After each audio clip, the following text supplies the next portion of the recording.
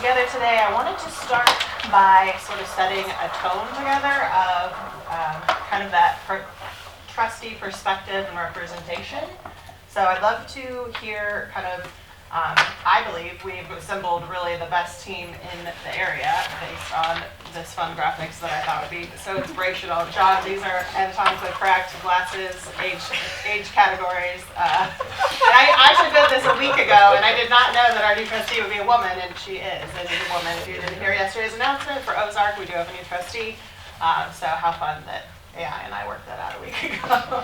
So truly, to bring some levity to our team, but I really believe we do have an incredible team here today, as well as our new trustee that was appointed yesterday. So I'm really excited to work with you all and with Will and his incredible teams together. So I thought I see so much of what's happening behind the scenes in my work with Will and my work with individuals throughout the years as we work together. I think John and I obviously the longest tenure, but wanted to hear and just kind of level set back to what's our goals, like what our individual focuses are and our passion for service in this capacity. It's a lot of work. I know it's a lot of time from each of you and your individual talents and those sorts of things. So I would really like to hear that and start with that as our level set today. So perhaps maybe why you volunteered for this role, what your desire is to accomplish with your service, maybe what your favorite Christian County service is in your region. I know we represent different regions as individuals, as well as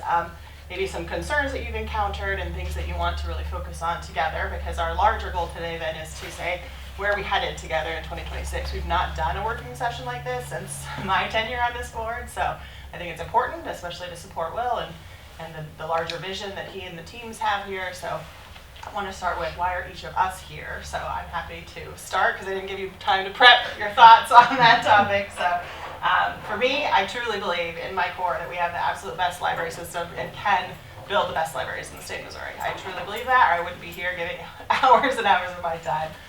So I think we can do it. I'm excited to do it with all of you. For me, not having a library branch in South County of Christian County, I would say my favorite services of our library is the ability to reach rural areas. So for us, down in Highlandville, we have a book drop and a book pickup. So a Double E restaurant, if you've never been there, go check it out. They have really delicious burgers. They are where we go to sort of get Christian County services. So for me, that is very important, is the connection to all of South County, which is a very large rural area. So that is one of my favorite things, is that we have that there. And I tell people about it. Did you know you can get your books picked up there and dropped off there and that? I think for me, core concerns of why I got involved in this work was certainly to ensure that we're protecting the children in Christian County. That is my top priority. It continues to be. I grew up in a very small town in rural Oregon and was a huge library patron. I came from a low to middle income family, and so for us, being at the library was a huge deal. We spent all our time there. We rode our bikes there. We grew up there. I also had a grandmother. Her name was Wanda, and she taught me the importance of literacy and reading, and she spent every summer with us at the libraries and reading and getting books, and I will never forget that, and think professionally and otherwise, it really is kind of how I got to where I am. So I really am passionate about libraries and literacy, and being still rural, it's important to me to serve maybe those underserved folks that may not have access to our digital resources and those sorts of things. So again, not having a branch down in South County, I think it's really important to think about. For me, concerns I've heard of our patrons in my area is that they just don't know if Christian County can serve them, the libraries. We don't have a branch. They think that the libraries are out of reach for them. They may not be digital users. So for me, I'm passionate about how do we help make them aware that the library also serves them, and whether that's education or awareness of resources, those sorts of things. So that's what I'm excited about, and how I look forward to working with you guys. So there you go. That was a good one. I had prep time in advance, so. I don't mind going next. Of course, unprepared. I think it was more spontaneous that I came into the role. I feel like over time, especially since COVID and being home with my kids, and at the time, home with 3,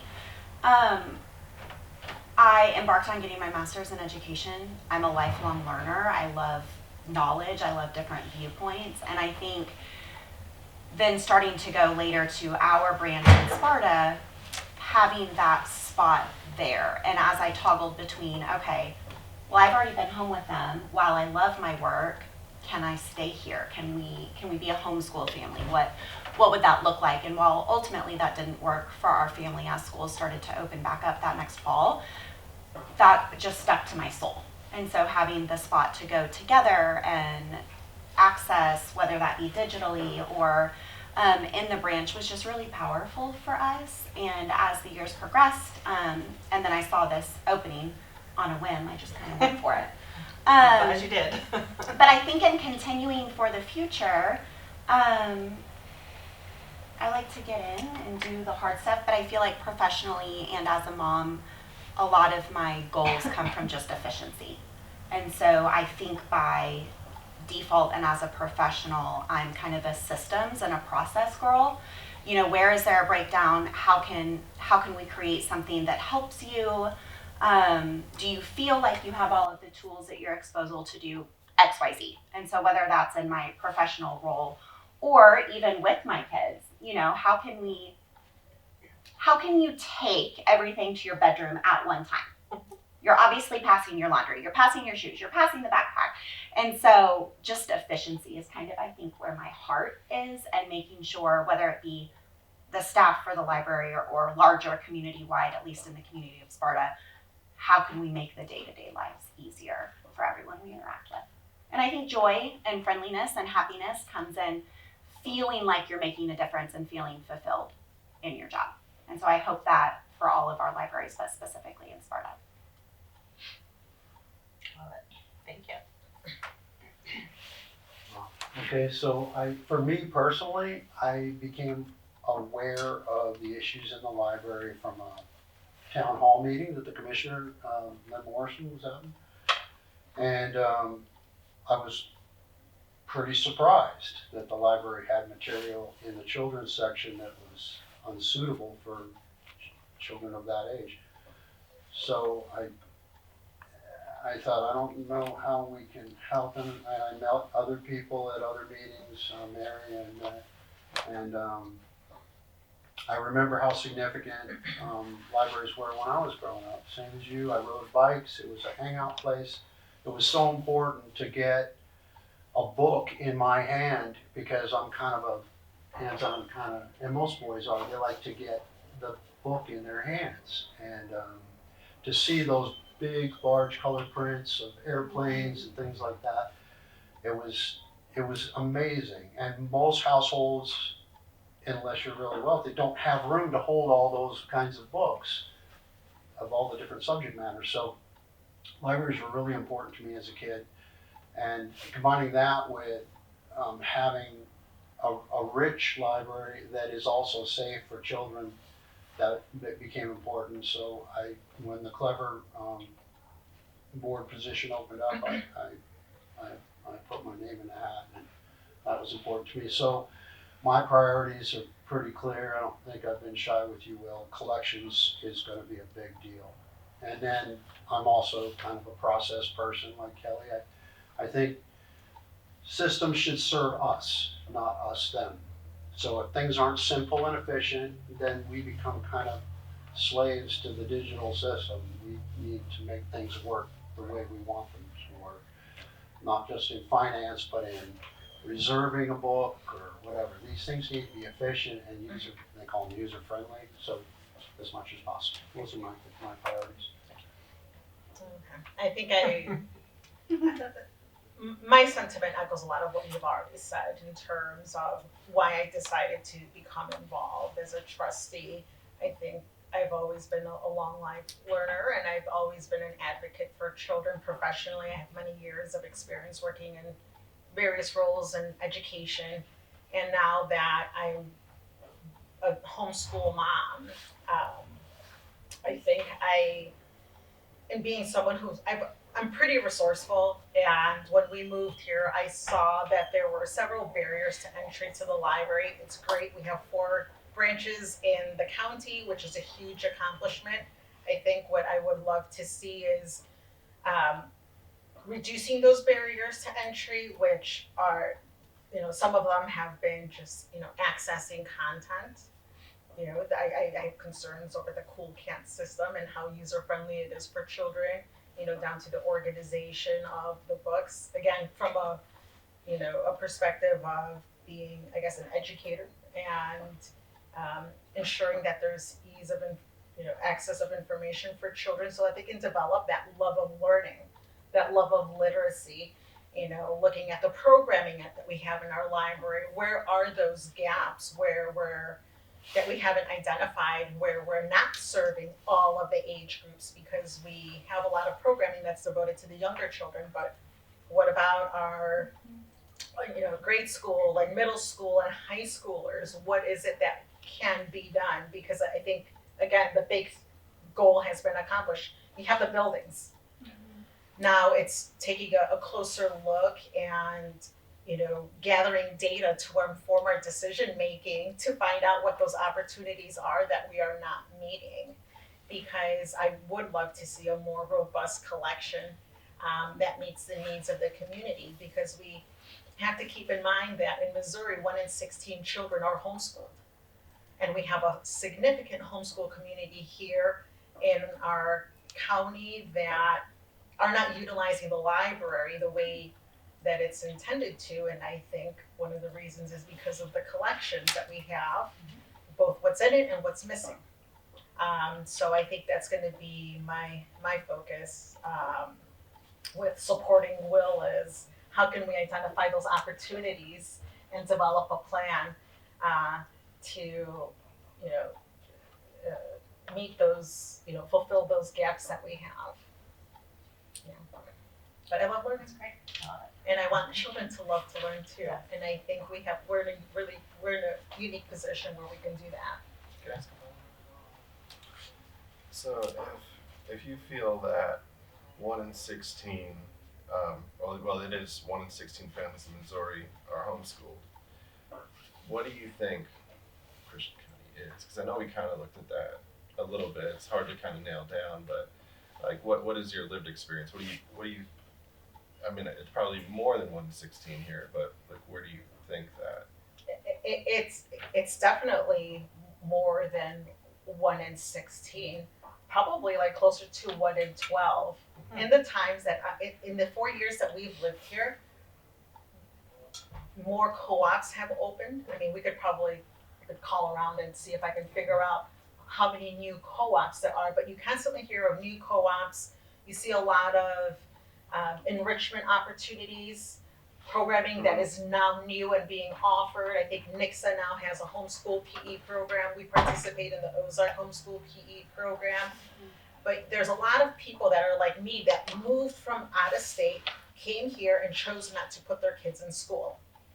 And we've seen Christian County grow in number significantly over the last 5 to 10 years, but more so in the last 5 years. There's been a lot of movement in this community, and I hear of a lot of people pulling their kids out of public school to homeschool.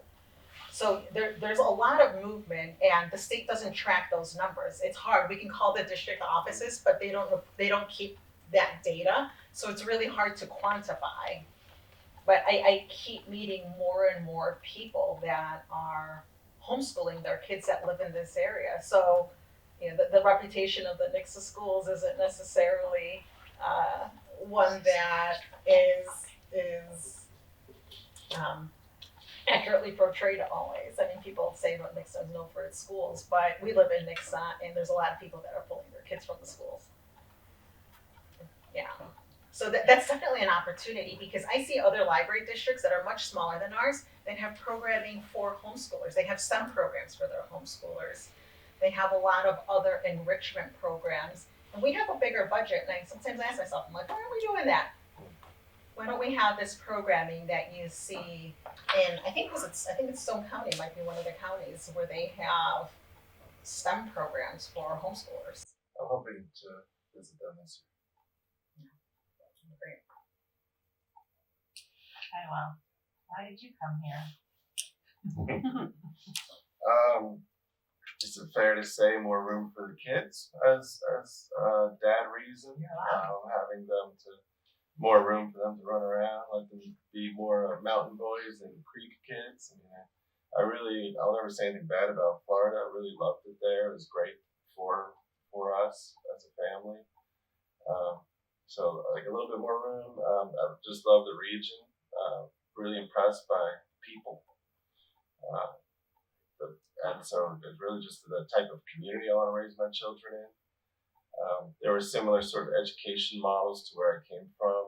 So like my family, we do a cooperative school. So 2 days homeschool. And I wanted the chance to create a trend-setting system, and I saw an opportunity here. I saw people who a working board, as someone said, defined by, and that there's a working board here that they want to make great things happen. When I came and interviewed, just super impressed by the sort of historical vision of the county. I think it was really great to have the 4 branches the way they were located. So going from Clever to Nixa, Ozark, and Sparta, it's really strategically located. So I was like, this is a nice foundation to build on. And yeah, just having that, the staff's been great. So just happy to be here. We're happy you're here. Awesome. Well, I appreciate you guys doing that at home. I won't make you tell us your favorite color or anything. But so the next thing that I kind of wanted to take us into, and it really is kind of like what Will just said of, maybe I should have titled it like history versus future, but our team culture and collaboration. I feel like most of us have lived some of it or seen some of it or been caught up on some of it in conversations, but now that Will has a few months here, honestly only 5 full months, which is crazy. It feels like he's been here far longer than that to settle in and get the lay of the land, and really help us start planning and guiding that 2026. So, like I mentioned before, I don't think we've had an open session like this. As we know, we're under the sunshine laws and we want to be transparent and open in our communications, but at the same time, we sort of lacked the what are we planning toward. We've done incredible work, just kind of a month-to-month short snapshots. We've had longer visions on some of our initiatives or things that we knew were going to take longer, but we've never kind of sat down and talked it out. And so appreciate you guys taking the time and willingness to do that. When I first got involved back in 2021, as Will just mentioned, this board was very ceremonial in nature. Trustees were internally appointed and were allowed to be reappointed sort of for longer terms as desired. So it wasn't really until 2023 that we saw the commissioners get involved. I was one of the first 2 trustees that went through that process of the interview that you guys all went through now. Yesterday, we seated our Ozark trustee, so we now have that process pretty well established. I think we've seen a full team of us now go through it. And so I think we're really, through 2024, 2025, we, saw a lot of changes in staff and the board themselves, and sort of saw a pendulum swing maybe to the other extreme, if we will.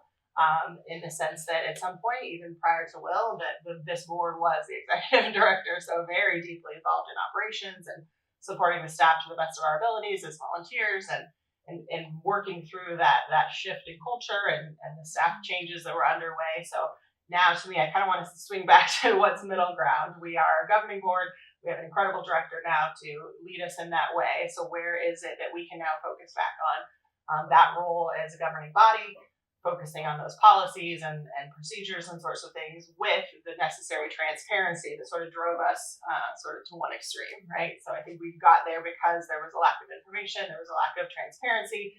We were seeking to understand, how do the financials work? How do we get reporting? How do we support our patrons and the community to have awareness into our budgets and those sorts of things? And how do we communicate and engage with those patrons in a way that we're serving as many of our 89,000 Christian County residents as we can. So I think that's kind of our goal of where we started, where we went to, maybe now I think where we're back to. So just kind of a culture and a collaboration. That was my hope, is that today we could say what are Will's top focus areas with him and the team and the operational focuses.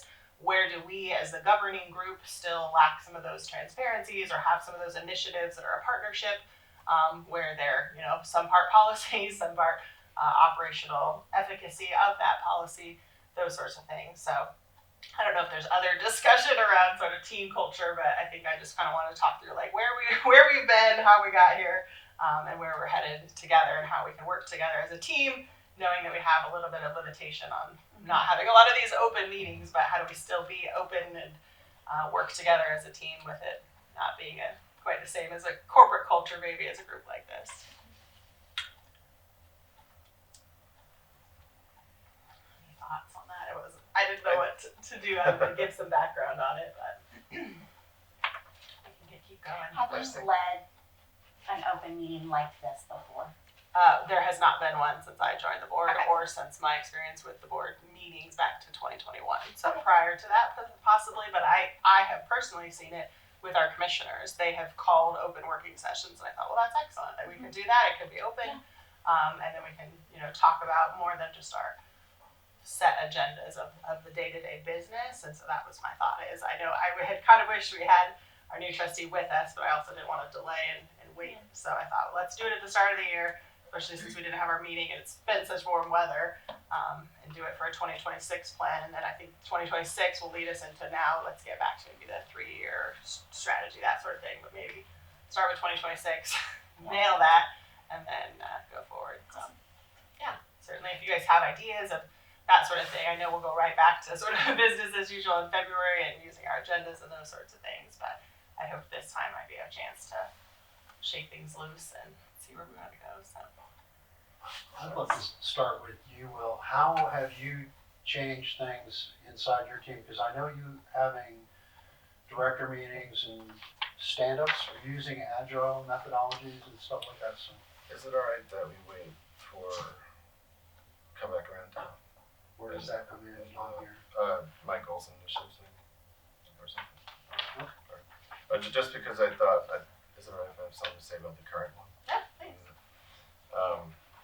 So I think picking up on some of what Echo is saying and some of our discussions too is sort of acknowledging that we're a new team together here at the table.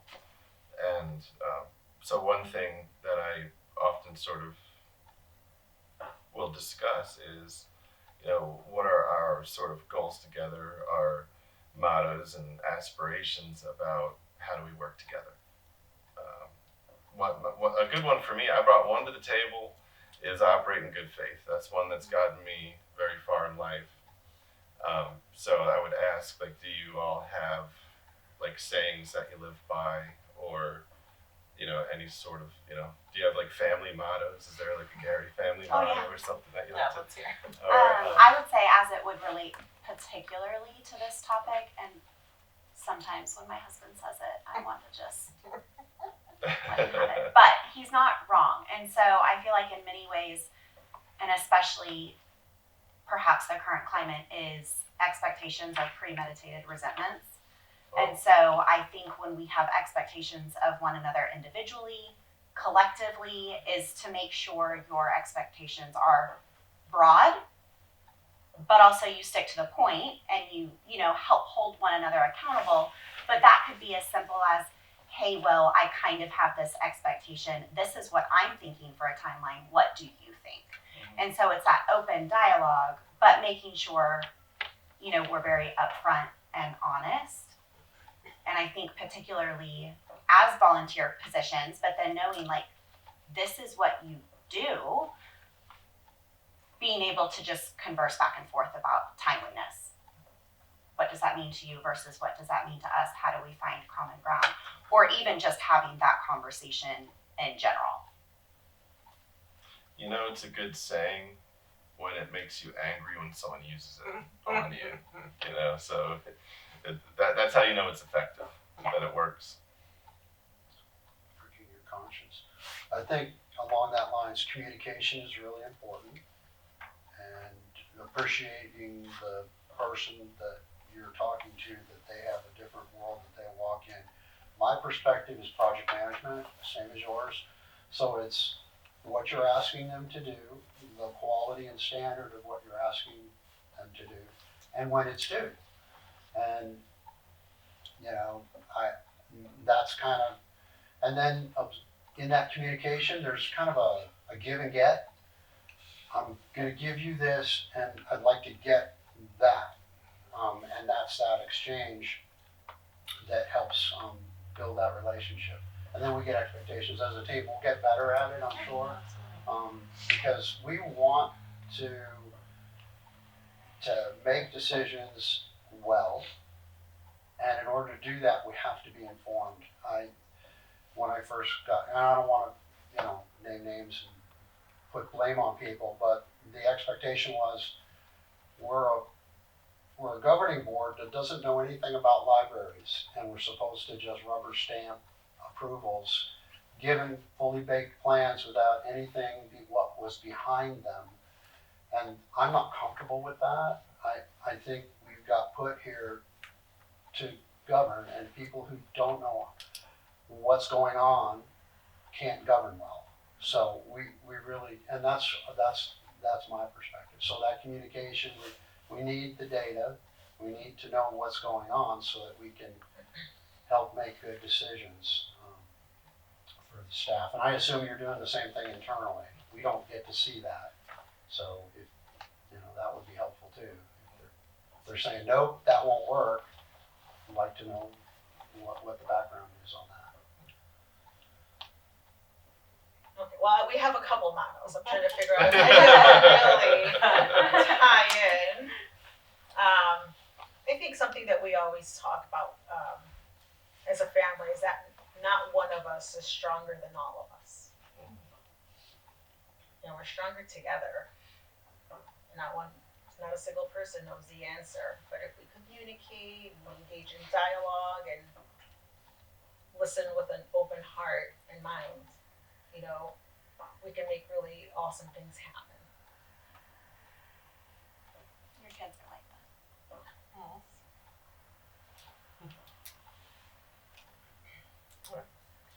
Thank you. Well, I really like that. So which household do you want to hang out in? I'll do a tour. That's awesome. Thank you for that. You? I can, all right, John, I'm sorry, I can handle your question. What was your question? Let's get it out of the way. Which question? The question about how it's going with my staff, I think. How about internally? What are your mottos internally? Oh, internally? Well, so I like operating good faith. That's a mentor of mine. It used to be assume good intentions, another way of putting it. And I think that sort of, so like while I'm interacting with, staff and administrators, and we all have our different ways of working, that we at least have that one baseline that we assume good intentions, that we want to do well. And so, again, I know it's good because if someone says, well, Will, is that assuming the best of this person, then I'm like, okay, let me recalibrate and see. Or to be fair, I might be like, well, okay, I've been assuming well for a long time. So help me, figure out how to work better. And I like the motto of being in a position to succeed. I like that to be like the goal of our conversations. Like, are we in a position to succeed? And that sort of ties into my approach to earn the trust of the public is to under promise, over deliver. I really want to be that, like, everything that we say we're going to do, that we can achieve it. That's why I put in the markers and milestones. Items are subject to change. Okay, I'm not promising all that. We'll get to that. I'm not promising it's all going to get done.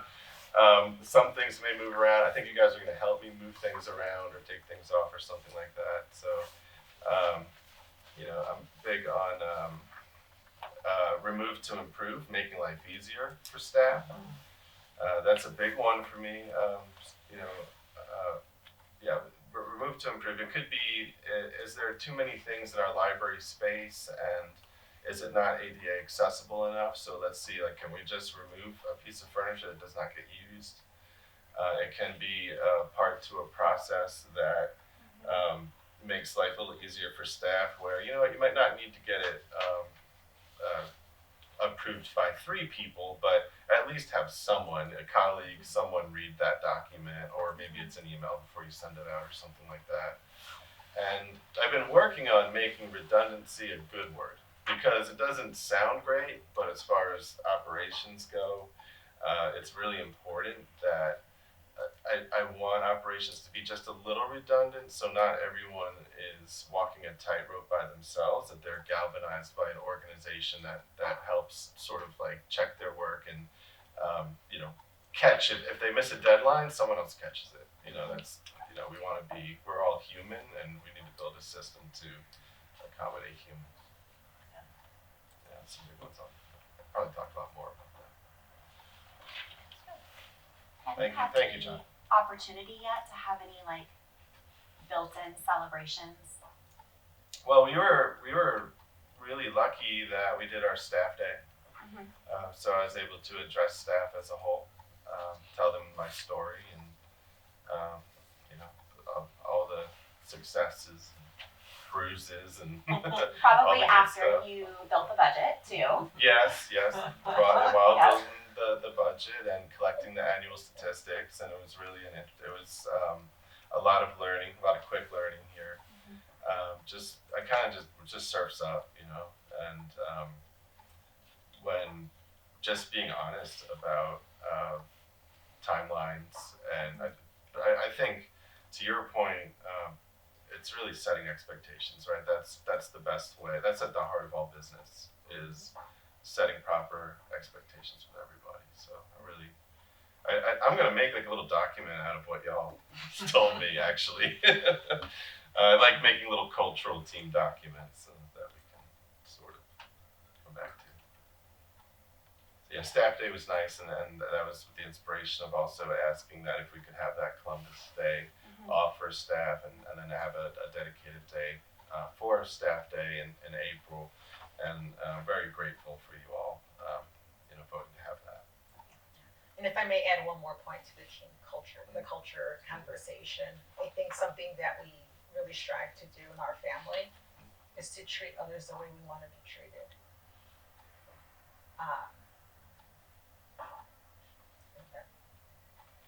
That's what it's all.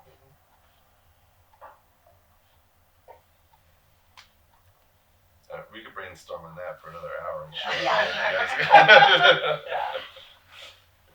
We can kind of shift into strategic planning and timeline focus. So I know, as I said, our goal here is to leave today with kind of a 2026. Will has brought a great draft presentation. I have started an additional list from what we as a board had been working on across 2025. We can kind of combine those together and prioritize. But I think leaving here with a list of what are our top priorities to tackle. How can we support Will and his teams in achieving those outcomes to this best library system that we're building together? And again, gaining that transparency, focusing our energies in the appropriate manners, to be working collaboratively and not, against one another. So I would encourage us to, continue in the timelines to be patient. I think my top favorite phrase is seek to understand. John and I love to say, okay, what's the timeline? What's the that sort of thing. It's not to be accusatory of one another or to that, but I want to seek to understand what is that timeline, what are those expectations, when will I expect to hear a communication, how can I, participate, or how can I help the thing that, to move forward. So seeking to understand, again, hopefully being a positive, that I want us to be able to ask one another and support one another and know that it may take patience. This is not a small ship to turn, right? I love to bring my business mind perspective to this when I talk to members of the community. This is a $4 million business. It is not a small enterprise. We have a very large team that Will supports operationally, and so it's not, we didn't get here overnight. We're not going to get the shift to what we desire to be, but at the same time, we are doing such excellent work. Will was recently at an event where we were compared to being the same as Springfield Green. Like, we are that big in Missouri that we are looked upon in a very similar way to a much larger system than we actually are. So I believe our reputation, our hard work, the incredible team that we have is already doing that work. So I know it may not feel like it day to day because we still are working on things we've been working on for the last 4 years, but I do know that we are making the progress, we are making the change. And as John said, we don't necessarily as board members always see the day-to-day operations, nor do we necessarily need to. but reality of, how much staff turnover and change there has been even since Will joined in July. Hiring, I think we speak probably every single week, and how many staff positions he's posting and interviewing for and hiring, which is an excellent thing. We're bringing in a team that wants to be here, wants to be a part of this change, but it is hard. Change is hard. We've all experienced it, and when a culture of the entire organization is changing, I think we also need to be sensitive to that's going to take some time as well. We want to invite the teams to come along with us that want to be a part of excellence here, and not everyone, that may be the fit for what their goals were. So I think supporting the staff as we're going through such an undertaking culturally, goals-wise, and vision that Will is casting for that team, as well, is kind of a part of that shift. So I don't know for timeline and focus. I know your presentation in the next bullet Will has timelines on it, but if there's other things that you want to kind of talk about for timelines prior to getting into your specifics. Okay. I do want to point back to something that you said in your original prompt about favorite service. Yeah. Mine is the just staff saying hello. Honestly, in libraries, it's been sort of proven time and time again when people survey, the public, like, what is your favorite part about the library? It's the staff. It's the staff at the front desk. It's the people that they see. We have a great outreach service, and we do a lot for homebound patrons. It's that personal interaction. I think that's quite frankly like the foundation. It's something that does not need to be changed here. That this staff has in spades, and I'm really happy to find that. I'm encouraged by that.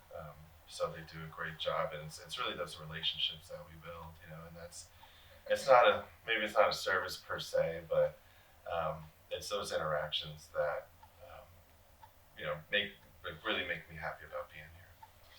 Yeah, it's true, because I was talking to a staff member at the Nixa branch, and she said that she makes it a point to learn people's names, It's incredible.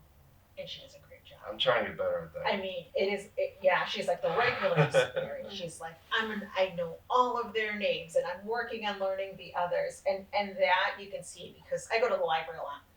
You see so many different people, and not everyone looks happy to be going into the library, because life is hard. And the staff, my interactions mostly are, and have positive interactions everywhere, but like, I'm always at the Nixa branch, always positive. You're right. That's something that's unique, because it doesn't always happen in other cities and other libraries that I've visited. Yeah, something that keeps me grounded as a leader is I'm always thinking about. I mean, I've worked the overnights. I think at Stony Brook my schedule was like it was Wednesday through Friday, 3 to 11, and then Saturday, Sunday, 9 to 5. And it was like an hour drive, and that's not much. And when I worked as an operating engineer, I can remember working you're working 4 out of 5 shifts, like during the blackout in New York City, way back when,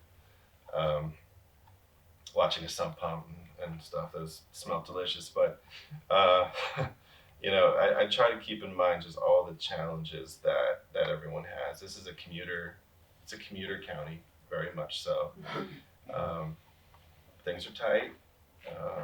As things get tight economically, libraries become more popular, and so we're here to also, a part of my vision I don't really talk much about, I should talk about more, is economic. A lot of people don't think that libraries have like a huge economic role, because we like to assign like free this, free that, everything, but we have a very important economic role. We have a lot to do with skill literacy and such, and I'm sure we'll talk about that more later. But yeah, a lot of people out there working 2 jobs, working long shifts. We want to be a place that just like helps you. Well, yeah, I mean, things you don't think about. I see so many people coming in to use a copy machine. People that don't know how to use a copy machine, and staff is very kind and teaching them how to get on the computer, how to use the machine. Like, and there are people that when I go to the library, It's the same people.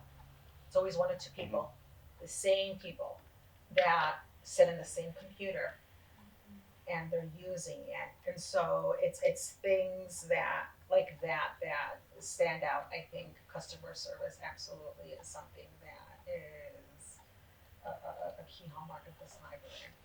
I think it's important to mention that. Thank you, Mary.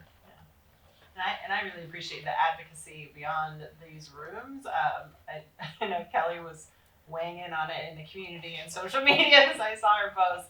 You know, this library does serve so well with the staff and things. And so when we see opportunities to course correct back to the good and speaking as Kelly did publicly of, hey, our staff is incredible. I'm sorry, maybe sometimes if someone had a one-off bad experience. Well, I wasn't even saying yes or no, or is or isn't. It was No, just we're here to serve. And there is a plan when absolutely. you come across something that you don't like, and Facebook isn't a solution. Just not. Yeah, so I know the job doesn't stop here for us or for our staff of how we can support in our communities and be a part of the positive change, be a voice toward redirection, be a voice of, did you know we have this services? I can't tell you, I'm sure you all are the same of how many times you told people, did you know you can get online? Did you know we have these services? I'm one of the users that comes in photocopies all the time, prints things off the computer, you know. People say on the line, where can I go to print something? And I'm like the first one as fast as I can on Facebook to say, go to the library. Or the notary services Yeah, or the notary that are services. under.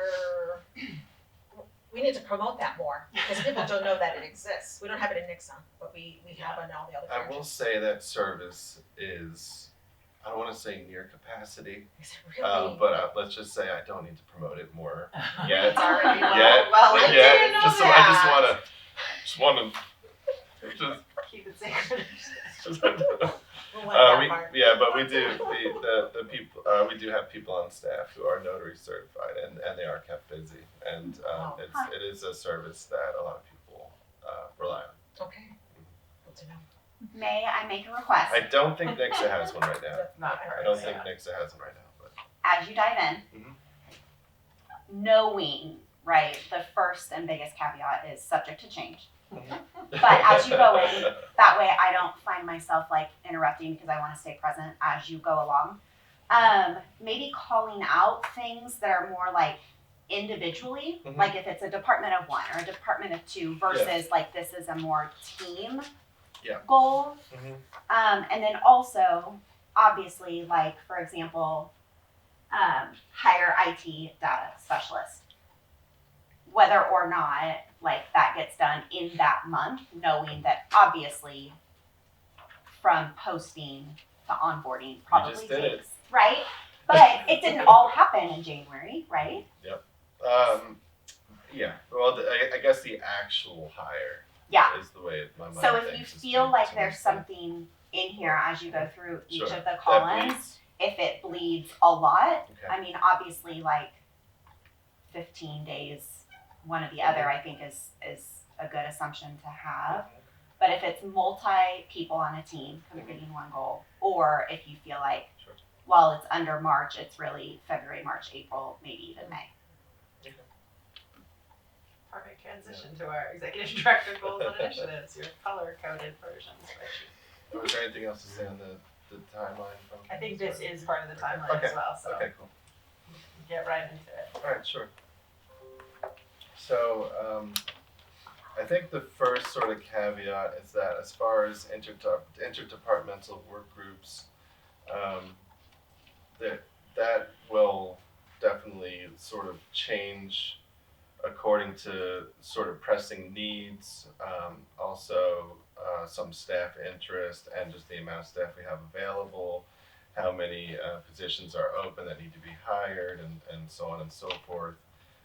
We do have a group currently working on staff day, so I've sort of put that, I've highlighted that because that's on its way.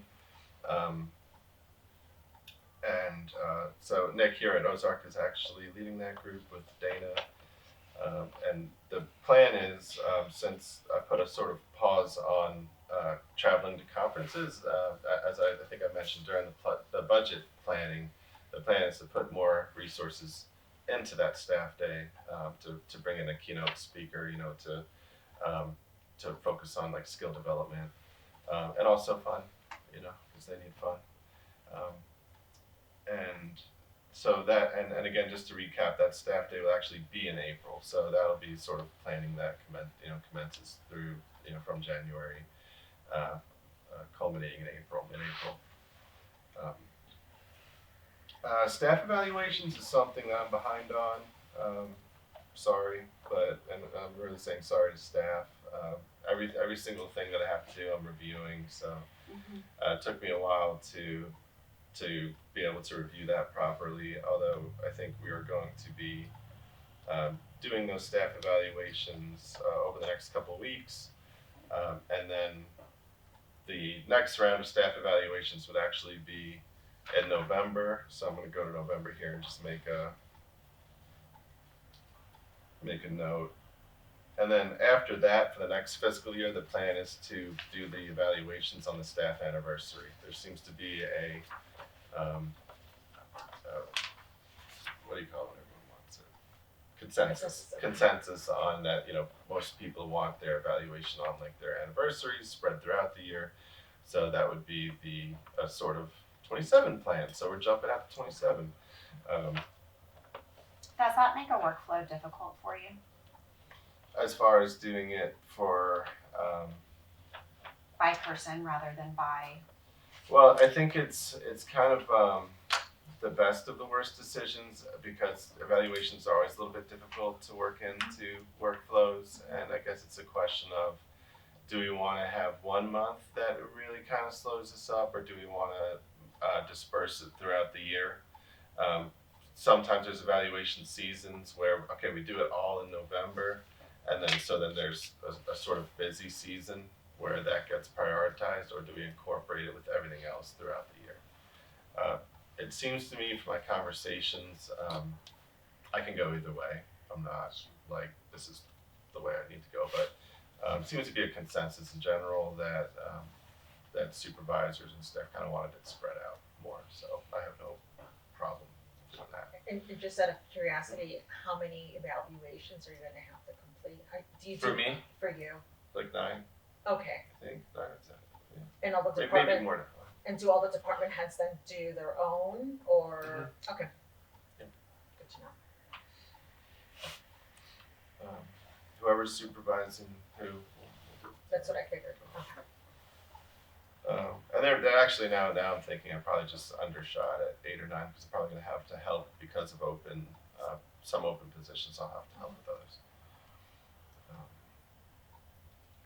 The branch manager jobs will be listed, something that I've been a little slow with. I again wanting to go through the descriptions as everything I list. I go over every job description. I'm also involved right now in every hire. It's really understanding the hiring process is important to me. How are we bringing people in? How are we making it competitive? That sort of thing. So we'll be listing the Nixa and Clever branch manager positions together, and that's somewhat imminent. That'll be probably this next week. As far as hiring the IT data specialist / custodian records, we have made a hire. This person will start on Tuesday. Oh, that's great. Can we know the name? Brogan. Sorry, I'm blanking on the last name, but first name's Brogan. He's a veteran. He's a Marine. He's got a cybersecurity degree. He's going to be. He has a lot of sort of academic interests and policies and stuff, and we're really excited to have him. He's got a great temperament. Explains things very articulately and takes his time, and really looking forward to getting him onboarded. I will say one thing that our business manager in that department does really, really well is they bring people on quick, and I was surprised on how quick we can go from hire to someone starting. I think we offered, I believe on Wednesday, be offered on Wednesday, and so he's That's gonna nice. be able to just like Yeah, so one of the bottlenecks is background checks for that particular position. he got background checked, already passed. Now, I figured you wouldn't hire a site, Yeah. but I know that Yeah. takes time. I was, wow, I've never seen that. It was very quick, so. Also new part-timer here, that will be starting with Nick at Ozark, very excited. And I think that'll be January 26th. Okay, so as far as fiscal overview of cloud-based financial software that's starting this month, where Mary's going to be looking at different sort of cloud-based financial suites, and starting to, gather prices and all that. One thing, it's kind of ongoing, the emergency procedures and safety review. So, one of my authorities is to, like, when we're going to close, right? And the weather around here, I've been told, can be a little bit spotty. It could be like, well, over Sparta, definitely need to be closed. Clever, they're fine. So I'm working on different ways of understanding whether one branch should be closed or not. Trying to learn very quickly because it's January. There's been a couple times where I had conversations with AI at like 5 a.m. about like what are the chances, give me the sources, particularly when the schools are closed, because we rely on the schools, but they're, when they're off, when they're closed already, on winter break or whatever, then kind of on my own there. So I think it'd be interesting to have an AI bot that we program, to scrape NOAA, scrape this, scrape that, and then issue some form of recommendation. But really, I mean, I'm just like, I want to be able to close one day. Like, I really want one day. Sorry guys, I want to be able to like close up. Everyone have a nice snowy day at home. Tap into our digital resources. I just want to, you got the ability. You kind of just want to, take the car for a drive. Do not use our hill here for sledding. Don't do that. Don't do that. Just. What about the side-by-sides behind this our branch? We're gonna make jumps back there. Yeah, we We're gonna just, we're gonna let them go. So yeah, understanding but also as far as emergency procedures and safety, Heath is making sure he's helping me make sure that we have staff at our locations that know where like our water cutoffs are, and also we want to know, tornado, like where are we bringing people at each location. I'm pretty sure staff do know that, but I don't know all the locations there, so that's something that I need to learn. Are you finding, sorry to interrupt you, but are you finding as you go through this level of review, like, do we have a policy already or a handbook already that answers those questions? Are you finding opportunities for us as a team to shore up documentation?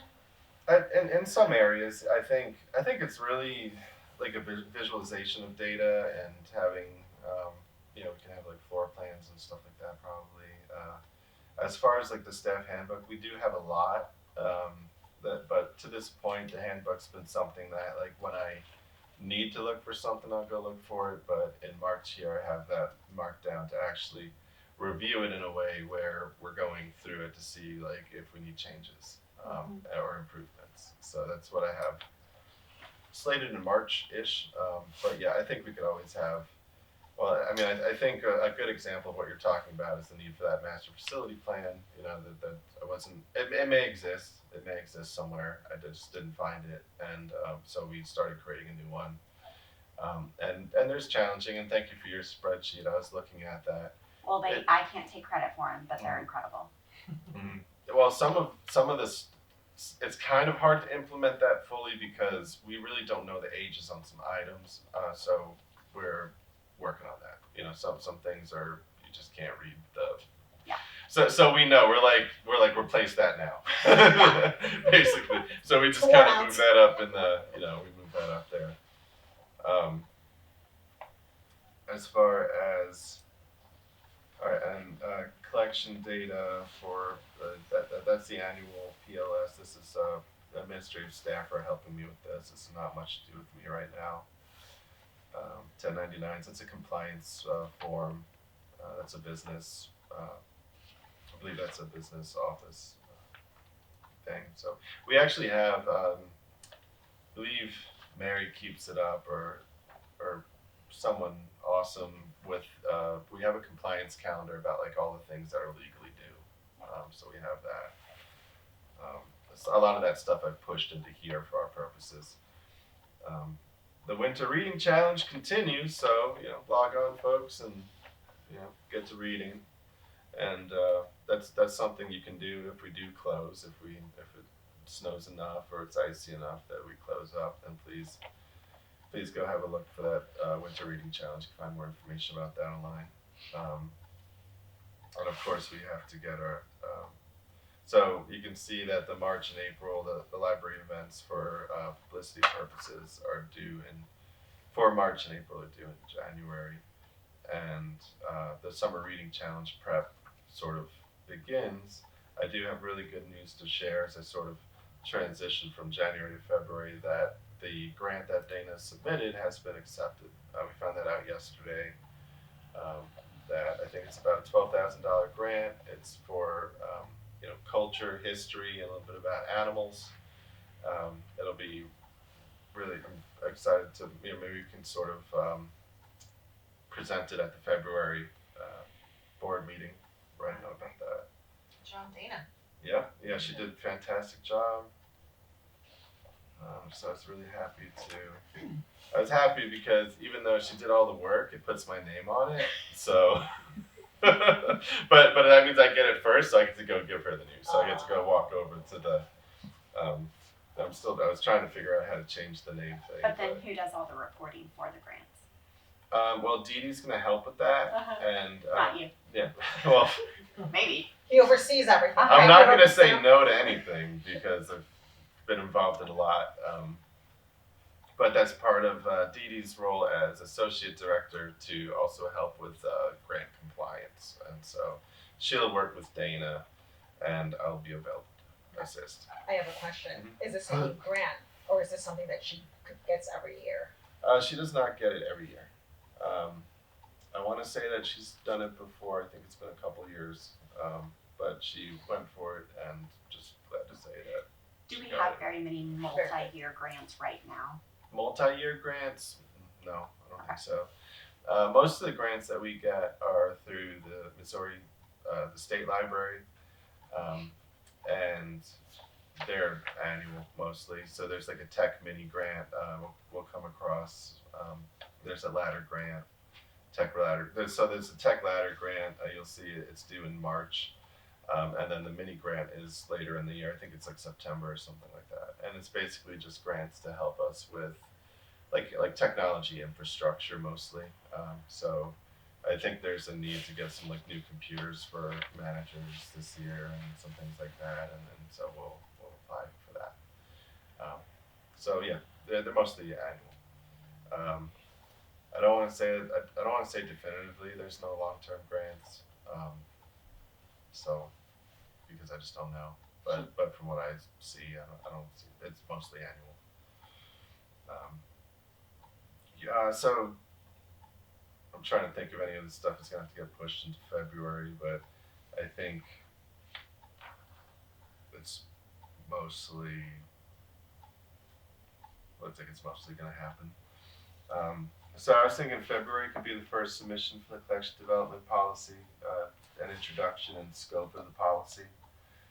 I'd prefer to do like chunks as they are polished, as they get ready, and to have that as a sort of ongoing thing.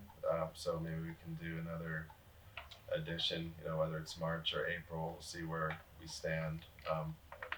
But we get started in February for that meeting. Which we have our mobile hotspots discussion. So I've asked Charlie to put together some information for us on that. any information that you all are able Yeah, to John's already helped us. to bring research that. this Yeah, I as well. pulled together some stuff. We had discussed kind of demographic, anonymous type data that's aggregated. Right. Like how many different users are using that service? How many of those are repetitive? You know, and that kind of data. What is there more Unique usage and unique usage by user? So we don't need their names because their names are protected. But is there more use, like say in Sparta, than there is in Nixa? Is there more? Yeah, I know that. I believe Kelly sent an email about it. I will say, unfortunately, like we can't find a lot of what you sent, but they are building off of. Does he know what you sent? Or Probably. I think it's similar. Well, the only Similar. other thing, and I know this is protected as well, Sure. is what exactly are they using the hotspots for? Right. Are they streaming movies? Are they, and that content is probably protected. Yeah, that would not. That's something that that would be hard to figure out. I mean, I think it's safe I to say think they're we could using put it. together what are I think it would just to provide access to the internet, and I think we could probably put together something of like what we hope they use it for, and we could put that into like descriptions or something in the future also, of like why we have this service. But it'll be an interesting conversation in February, and I really think that the way we're doing it, where we ask the public to come talk about it, I know that someone reached out to Brooke, and I thought that was really great about, wanting to comment about it. Finding more ways to get more input from people, doing the research, bringing it to the table, scheduling it out. I really appreciate the way that we're doing this, and I think that's like I think the golden rule, and then we can talk more about. But when we come to yours, is like what other discussion topics do we want to have this year, and maybe leave some room for things to come up because I think plenty happens. So Because I have a suggestion. I don't know what the checkup procedure looks like, but would it be possible for just like a little quarter sheet of paper to be given to people as they're checking out the mobile hotspot and letting them know we could ask them. this is going to be up for discussion in February? Mhm. Yeah, Well, it's late now, I think, It is. but if that would be. So in February, you guys don't have to say yay or nay to the hotspots. You could actually vote on something like that, of like an action item, to To be researching. to put a survey out to Yeah. them. And it doesn't or have to something have like that. name, obviously No. not We address, could but put out a survey. I mean, I think that's a great idea. I don't know that I would have enough respondents by February at this point, but I'll write a note to. I mean, because the change wouldn't be done for several months anyway, but you can at least initiate, Survey. get the ball rolling and brainstorming ways to aggregate Right. data to make an informed decision. yeah, maybe what part of the county is it? Sure. Do you use it daily? Is it just on? Yeah. Where do you? Which part of the county do you live in, like regionally or So something? you might want to confirm with Mary that hotspots can be dropped without a breach of contract. I'm fairly certain I they don't can be. know that there can be, but Pretty certain they can be, but it would be good to know. I don't think we've signed up. 'Cause I know for the budget we dropped like those 5 or so, and I think we did it at the. Like we did it like on the. I think we did it like on the nail, like when it was due to be re-upped. I think. Right. So. Now, we still have cell phones listed for Renee, who isn't here. So we probably need to update that on the subscription, and if that's assigned to somebody else, I don't think you're carrying a library cell phone. I'm not sure, but if we're not using it, then let's shut that down. That's $40 a month that could be used for something else. There's another cell phone that's, I think it's assigned to Nicholas Holiday for the communications team. If he's not using it, we should just stop services on it. So there's those opportunities, and I'm not sure how the hotspots are assigned out to each branch or whatever, but Maybe we can find out in February. yeah, that would be the time to bring that up. So collections, I think one time it came up in a discussion during one of the board meetings about, I think I used Golden Books as like an example for a donation call, and people like that. So I think we could maybe put that together and really, look at perhaps just adding a bunch of Golden Books into the collection. If anyone's got them in their closets, because at my last library they went like hotcakes. We had a little carousel with nothing but Golden Books on it, and like they never stayed on it. But there was also sometimes an issue of acquiring them for whatever reason. So I think that might be one of our first sort of like targeted donation calls, and that kind of ties into one of my sort of overarching goals of um, creating a sort of opportunity site or a website that's like an on ramp for the public to get involved with us, uh, whether it's like small delineated donation opportunities to fund the flagpole or something, uh, or if someone wants to help us with the HVAC unit that's end of life over here at Ozark, but also volunteering for roles at the library, and perhaps more like one-off opportunities, like if we're going to do a cleanup in the next parking lot or something like that, and really any other ways. And it's something that I put to you guys to think about too, like any other ways you feel that the public can get involved with the library, um, more so than of course patronizing, which is wonderful. And I do have it marked here to sort of adjust the language on the public comment policy sheet. I think so. I felt like that top paragraph was us, and then there's the paragraph that's board approved on the bottom of it, and I think there's a top paragraph that we talked about the semantics of it, about like being abusive or something like that. And so I wanted to have a look at that, about which part is like mine operationally and like which part was you all, because I think it has the half that you all approve on the bottom, and I think it had something up top also. So I haven't been able to look at that yet, but I have that earmarked to have a look. As far as sort of galvanizing our communications plan, I would like to have a Google form sent out to the staff and potentially the public. What does the public need to know, be educated about? For example, like what Echo said before, that she feels people in South County don't know that they have services available to them. So like if they're homebound, they have services. If they, was it Double E's has a drop off and pick up there. So we run things down to South County, and I think really at the front desk is where they know the most. Basically what are people asking for the most, and that's what we need to message the most. But also if anyone from the public or have ideas to email me. What do people? What's something that you know about the library, you love about the library, but other people really just don't know about the library? Yeah, I think there's a lot. There's a lot there. There's a lot. Yeah, good. Certainly. So yeah, the on-ramp site, that's my big thing. That's my passion project. That's what it could be also like, do you want to donate us native plants and trees? We know that red buds spin up seedlings like crazy. We would very much like to start beautifying the campuses at Sparta and Clever. It's a cheap way to do it.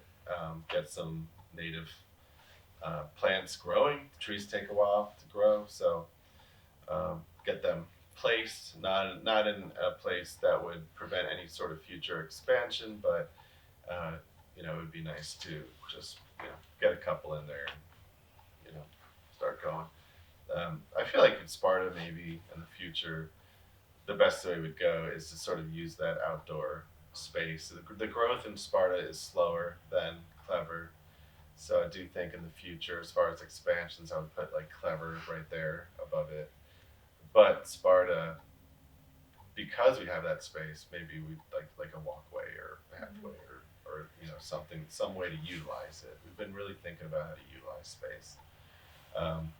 You may not know that, but the land, this hill from here to the road is library property. There have been plans by past directors, and I think they're great plans to create an amphitheater there. But that is not something that I'm willing to tackle right now or to promise. But what I'd like to do is you might see. Do we have anything out there at the bird feeder yet? Do we have any squirrels isn't even visiting us yet, or? It got rained. No, so not take yet. a break. Okay. Well, this bird feeder here inspired me to we want to move forward with installing a live cam there, or not there, but maybe over that way that captures the beauty of this location, and stream so that way Christian County residents can stream it back into their home. People who are homebound, it offers them another sort of another service that they're helping pay for. And potentially having some kind of fundraiser component to it also. So I really like that idea. And recently, thinking about how could we do something like that at all the branches that in the future probably maybe pushing out to our 3-year plan, but to do like weather cams off the top of our locations for people, since weather is a need here, people want to see what does the sky look like. Again, helping me operationally figure out when to close or not. Because on that note, I was wondering if you had collaborated at all with like the Christian County Master Gardeners, and We maybe have them like help you guys develop a vision. Because I was thinking like down here, you could just have prairie flowers growing or native flowers, and you could solicit in-kind donations from the Master Gardeners. From the Missouri Department of Conservation collaborates with a lot of nurseries that come together like twice a year to have an annual plant sale, or even like Carson Nurseries, they have a lot. I mean, I'd love to help you with that. Sure. Because I think people, the businesses love to make in-kind donations, and if we could have someone give us a vision for free, and then we could just go about and gather the resources. The Master Gardeners actually, they did a lot of work here before I got here, but they planted some like native chokeberry out here out front. I did try it. It was good. It was kind of mild flavor, but and then we had some cone flowers out past the gazebo. So they've already done a lot of really good work here, so we can probably expand on that. Yeah, because even if you planted like milkweed to bring in like butterflies, there's a lot you can do, Sure. and it would be fun. And these things are pretty low maintenance until the summer comes. Yeah, and it would tie into programming, teaching children about how this all works, and so that's so it's good that we had this conversation here, this meeting here today. We were meant to, because I think you can see like the bridge in the background and stuff too. And it's just it's I beautiful. like it. Gotta move my office here. Oh, did I say it too loud? Did I say it too loud? Okay, then. Yeah. So that you guys have any questions about like the opportunity site, like what I'm thinking there? I think it's great. Yeah, I think it's a great idea. Okay, it's kind of like just crowdsourcing, Well, and especially in terms of like your library events, when there's something that's happening in May and I happen to have those things that you Right. need lying around, or they're in storage or something, just the opportunity to donate them. But that Yeah. probably needs, posted a couple months ahead of time. Right. Yeah. Yeah. What is the the avenue for you to be able to do that? And that's when it becomes really the community's library, because you'll feel a sense of ownership that way. And I think people are constantly looking for ways to feel like they're making a difference. And you do make a difference when you donate these things. You do. They absolutely. Shout out to the Friends of the Library. They do a great job. They're supporting a whole lot of programming this year. We have a good plan. They're going to be doing the outdoor music concert again too, which I guess we'll get to later in this document. we do have an issue here at Ozark. It is an older building, so the wall on, I don't know, what direction is that behind me? Is that, who's got that? Who has that awareness?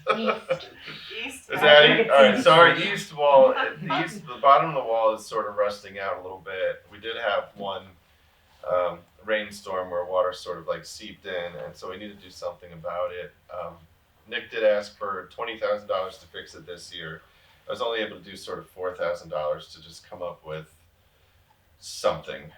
So Heath and I are developing some plan to sort of, throw a patch on that. That's going to be a challenge, but we're going to figure it out. It's just an older building now,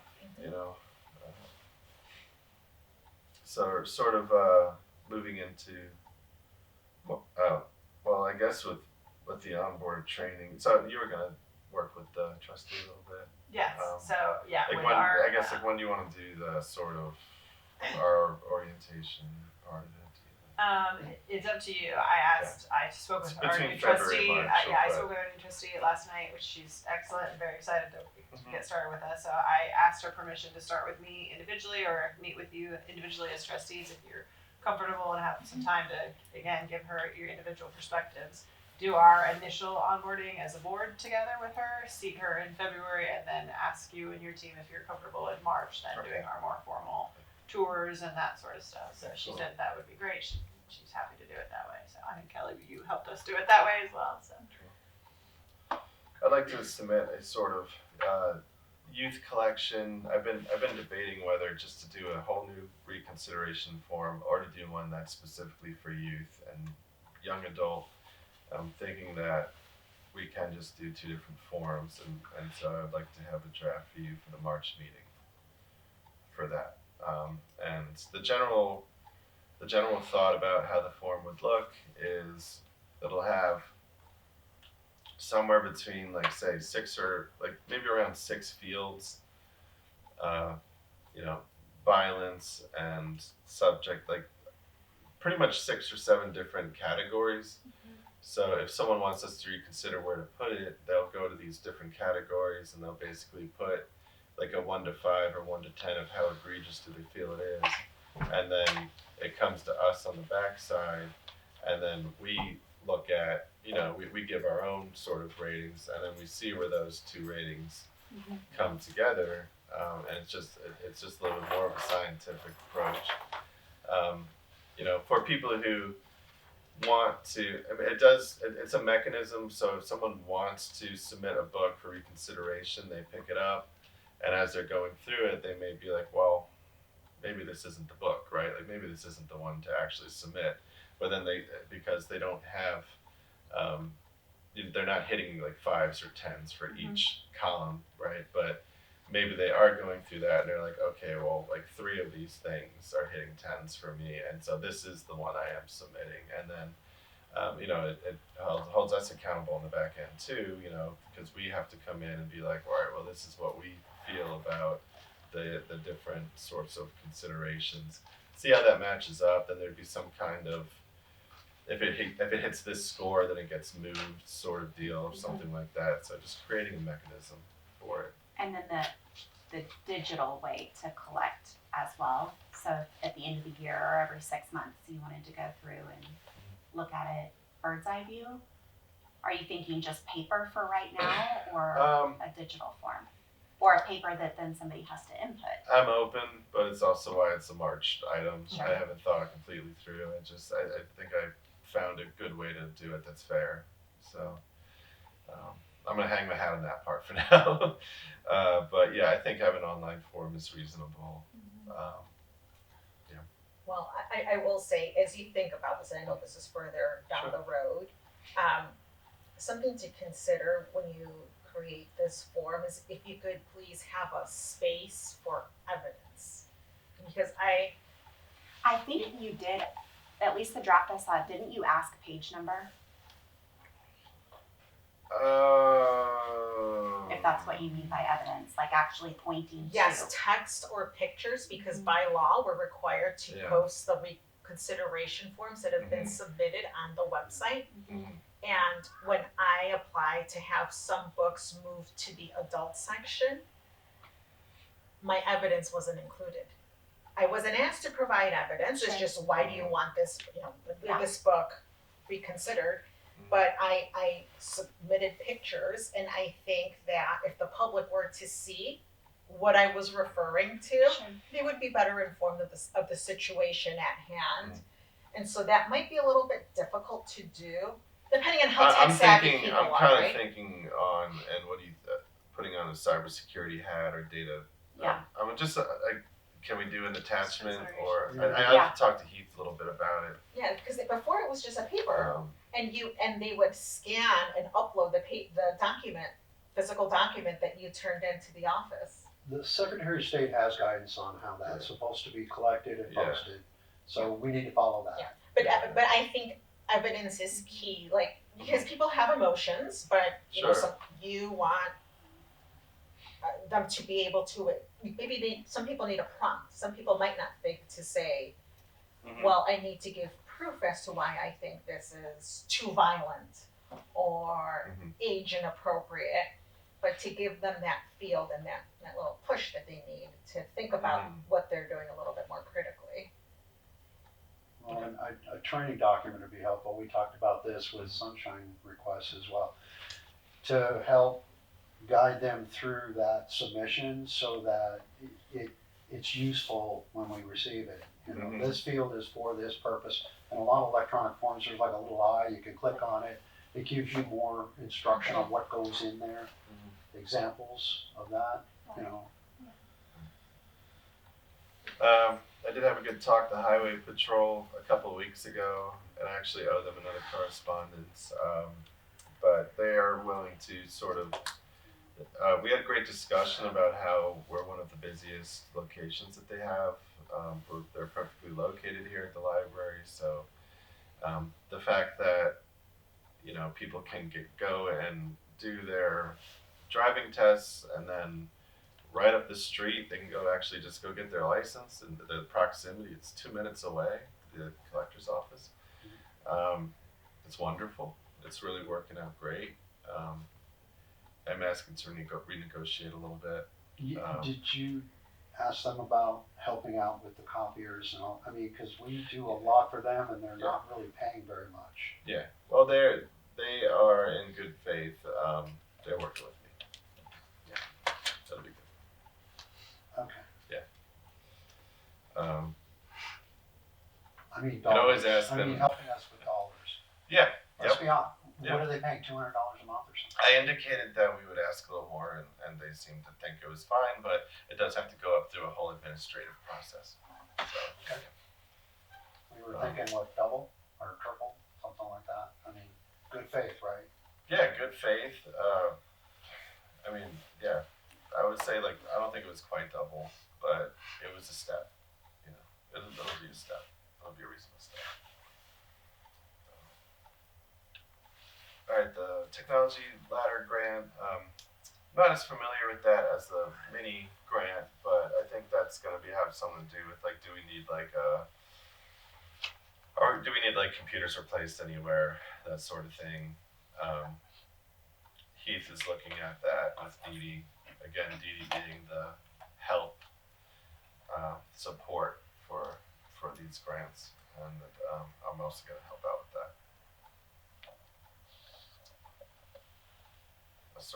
I just have a note here to sort of touch base with the working groups at this point. What working groups are we talking about here? Going back to January, working groups that, like, say, it's programming, staff development. It's gonna look different than what's here in January, because it really just depends on. Some groups are going already.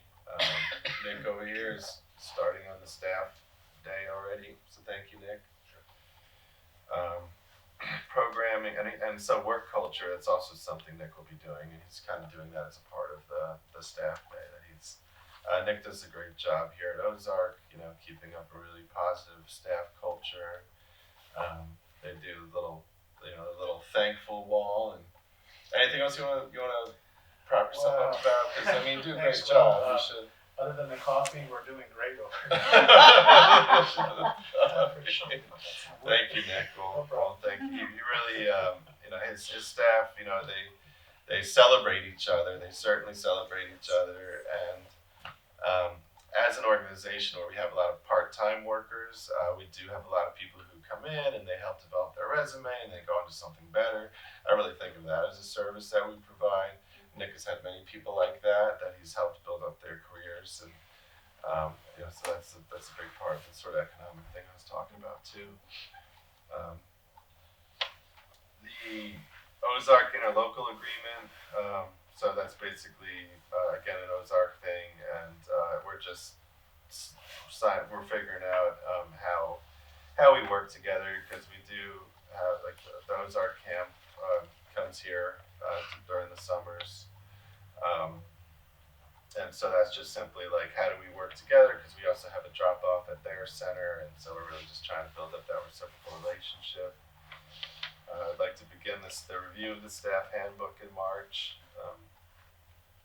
Dee Dee and Mary will help me with that. As far as just going from top bottom and making any adjustments I feel are needed, clarifications. There are a couple I've sort of already earmarked, but yeah, I think March is a reasonable time.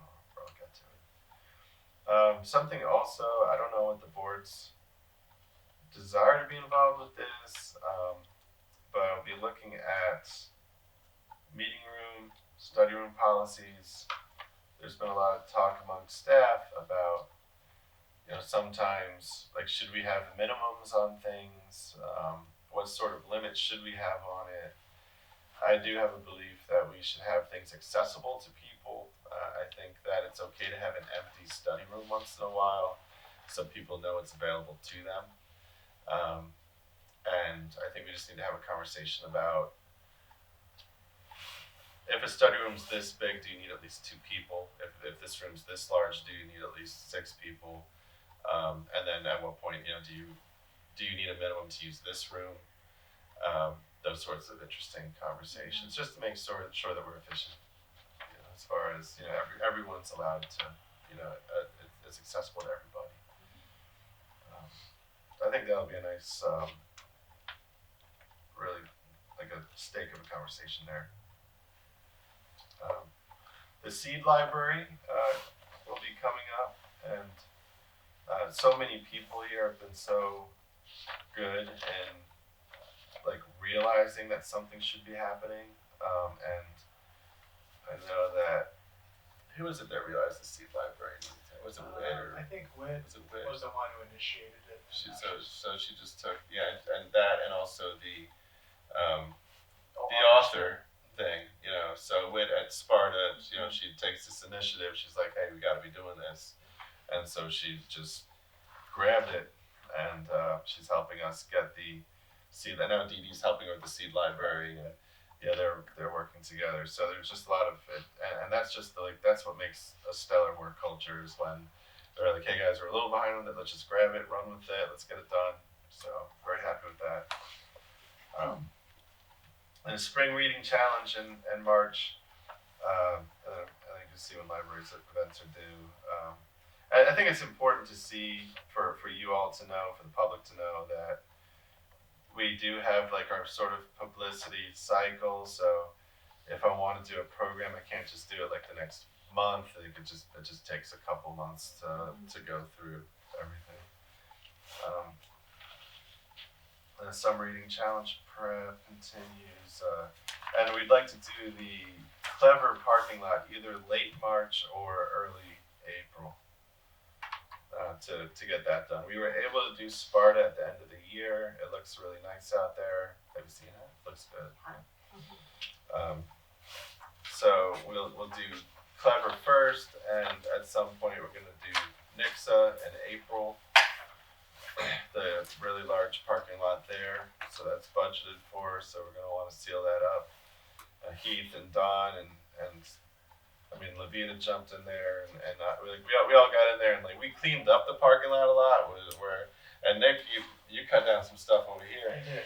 We had some fun just cleaning up That's the okay. landscaping, and And Nick's, we felt it was imperative because there are a lot of blind spots driving around the parking lot, so we want to keep things safe and stuff. So Do you mind if this is a pause point Yeah. to take a quick 5 minutes Sure. to stand up for a minute? I Yep. can't sit for 3 straight hours. So. Yep. I mean, I'll You talk don't for mind? it. I know you can. Unfortunately. All right. That was give me in 5 minutes, if that's Yep. all right with everyone. Thank you. Yeah, it's going. Well, good. Sorry about that. It is. Yeah, it just happens. It happens. Hey, John. How are you doing? Good to see you. About the coffee. You getting in there? So I was thinking about coffee, so that's what Well, we had it set up and just. Yeah, I don't know. The What machine happened? just That's something like wire. Let me clean up the mess. how they do on that repair. Is it pretty good out there? Oh, I think so. Let me grab a knife for this. Long process. Well, Looks pretty much the same. that was the goal. Yeah. The last step was to paint it, which they did about a week or two ago. So, yeah, the police report took a long time, so that was, once we got that, the insurance actually jumped in right away, so. Yeah, So that's nice development, yeah. So, yeah, they do a good job. we have a good relationship. I think this, the town does too. It's really well. Always see them there. So, but yeah, we got Did you that. guys do something with that railing? I know the railing that goes down had to be repaired too. Good memory, John. That was my predecessor, so she actually was the one who took care of that, so as far as I know, that was addressed. That wasn't that good memory, so. Yeah, we've done some other improvement things like the next You year. got a patch to the roof. I know that. I saw the. That was a big one, so that did happen after that came. I believe he just wanted to take his time and get the right quote. Got quite a few. But all that to say, yes, the patch was. I need What is that something. thing? Just a little, gonna get ginger. Yeah, I think it was Really more ginger. to hypomagnesia. Oh, yeah, try something. Next time, Well, that we would need be, to do a one that would be I great. like it. It's holding for the moment. They said that last time, a couple of years ago. Right. Yeah, patches are what they are. Right, that's right. Now that thing out front though, water's infiltrating. Is that what's water's getting into the? That was, even after they did the patch, the water still. I don't think it worked. Another side. Oh, That was that's just- okay. so that's right. I'm gonna try something. Right in front of the entrance, it was still getting in. Oh, this smells so good. So, but, I mean, the building's, it's an old building, I think like 1974 was the original structure or something like that, so.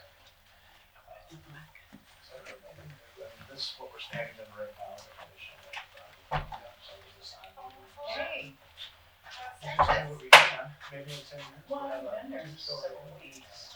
Yeah, so I'm kind of great. Did you just go down near the home here? Yeah, well, Yeah, so Going you're downside to the just two-story. fixing a house, So which is now you have to put. repairing everything with your hands. Do all kinds of things. Trash.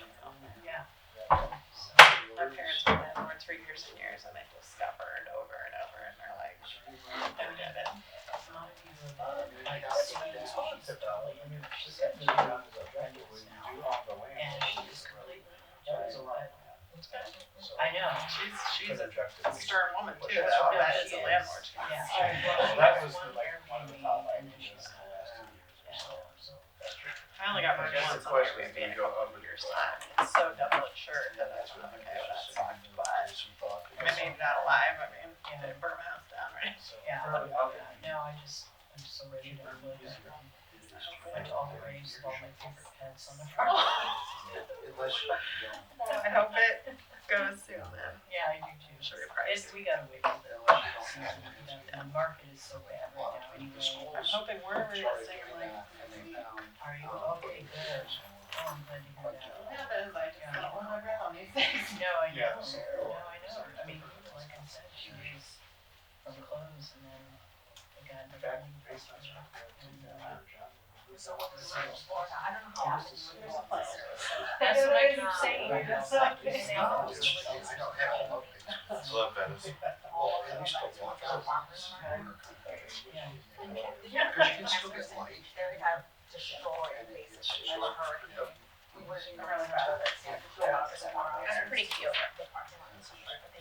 I made these all day. I'm really proud of myself. Yeah, I've been there, that's true. I mean, I've been emailing to her, be like, this one's for the kids. Pick which one's grandma. Both the grades is amazing. It's a little bit further away.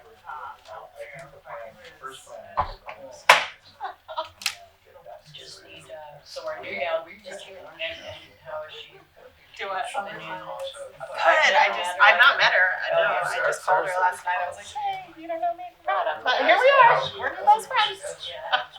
No, I heard her son was a really good kid. I met him one time. And Nice.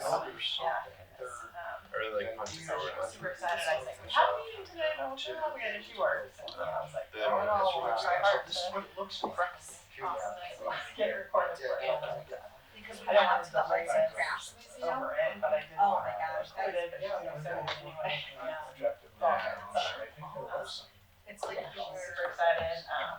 Yeah, they're just, they want to. I think there's areas, I think it's still in At least I don't think that was City, commercial. but Is that? Our friends love their city one. It's sad. Are you doing any? yeah, my friend lives in City. Not too much local. That's a nice area too. On Sunday and then I might go to a work conference in February or March. I'm trying to figure that out. And then not traveling right now for my client, which I'm not mad about, but yeah, my change at the moment. Well, it's like spring in this weather at least. My current client is in Syracuse, New York, and there is a team traveling there, and I am not on that team. So Yeah, I don't know, it's been really bad. I'll post it online, but yeah, hold on. Right. Up in the upstate, been the same. So- I mean, you can also like really wash there either way. Because they're It's just like blizzards and it's been really bad. yeah, we've got teams flying to Syracuse and Buffalo. So We've got a lot of New York clients. clients. Bad weather went up north. Oh, I mean, it's nice. Don't hold me to it though, okay? Like, No, I it's know, I all- know. I think we might Just remember that part. Late It's January. aspirational. I promise, it's all good. I appreciate it. Thank you. Alright. As encouraged. Oh, I just ate and I saw that there's a bed over here. Two more, keep going. Yeah. There was time to wait, folks, sorry. If you have to take a nap in your office later, that's not on us. Just close the door. No, we're not on that. Oh, the very big day? Yeah, Mary. No. Have some. I don't mind it, I appreciate it. Yeah. I should look at something. Alright, so we've got, Well, I do, yeah. I know you do. an hour and a half, ish remaining. I have a hard stop at noon, so, would love, Will, if you don't mind continuing us Sure, through. I think this it's is a lighter, very too. helpful tour, and then I have the next version of, like I said, the board's kind of working items to talk through, and then we can kind of, anyway, so thank you, this has really been helpful. Let's see, I think I've reached April, okay. So I'd love to get the bird feeder cam launched by April. This would be something I hope maybe we can do it sooner, but you know, some of the skies have to clear. Hopefully we'd be planting some native trees, whether working with the master gardeners or putting out some kind of request for donations. Just because April's a great time to plant trees, that's why I was like, let's just throw it there. We have our staff development day, April 13th. So we'll be closed that day. The staff will be at NICSA that day, developing together as a team. Paving and sealing the next parking lot will be in April. So we probably have to figure out, are we gonna do like half the parking lot one day, half the parking lot another day, and sort of like what is that timeline? We have to start booking our performers for the outdoor music series in April. Got your egg drop in April, Nick? We're doing that? May 19th. Sorry. I think it's the 19th, yeah. All right. Going over to May, May. got a date already. All right.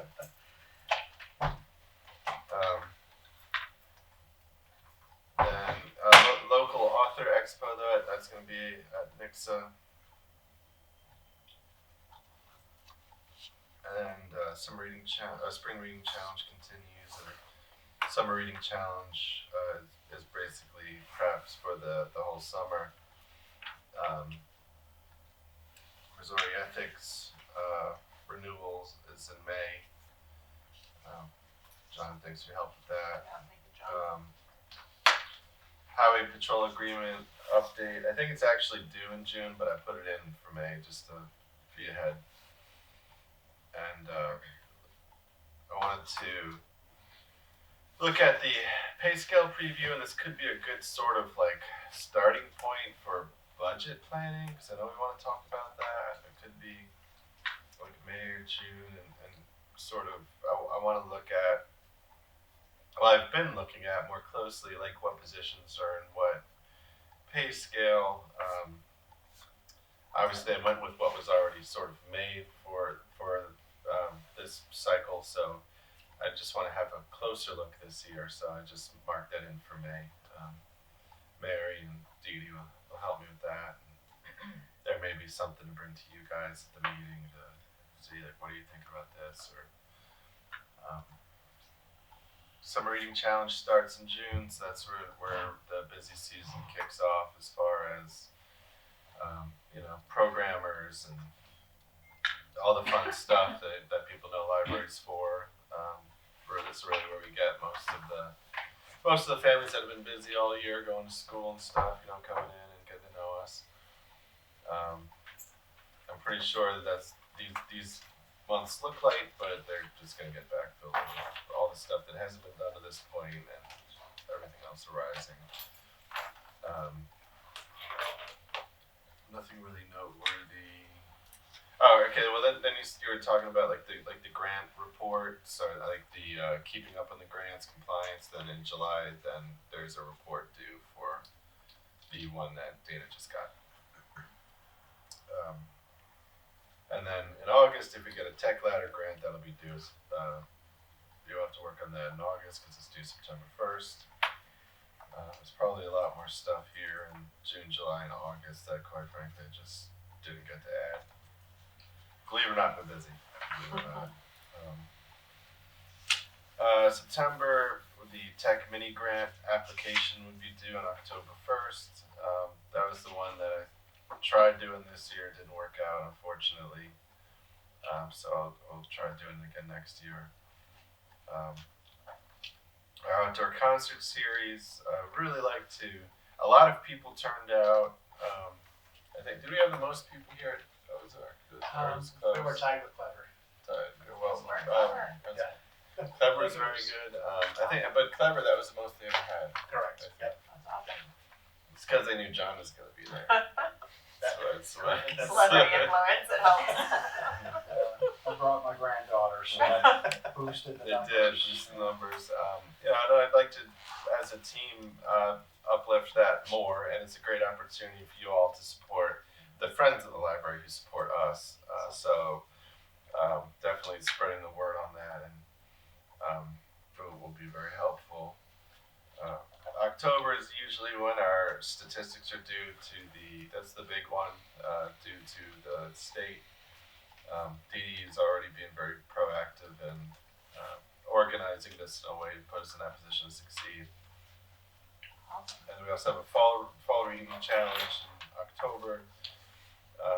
November is when we get the letter from the tax collector just indicating whatever impact SB 190 has on us. So we can't really approve a final budget until the November meeting. So that would be, I suppose, the final budget approval.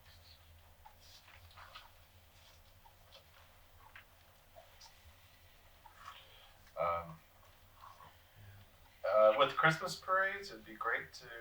Can we go back to sorry. October, November? Sure. So what we had asked, and we actually passed it in the policy bylaw revisions, is that the tentative budget would be submitted to the board a month prior. Sure. To what we normally do, so that would be an October item. Tentative budget submitted to board for review. Yeah. We don't have to, but we'd like to see it, so we have time to look at it. So that's due in October.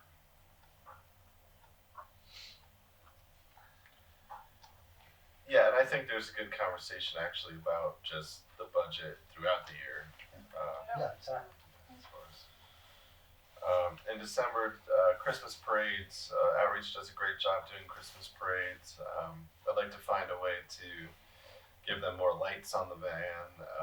Maybe I think the van had an issue with the Christmas lights in the past, plugging them in directly into the van. But maybe we can get them like a portable power source or something like that, so we can light it up. And yeah, I did the Clever Parade this year.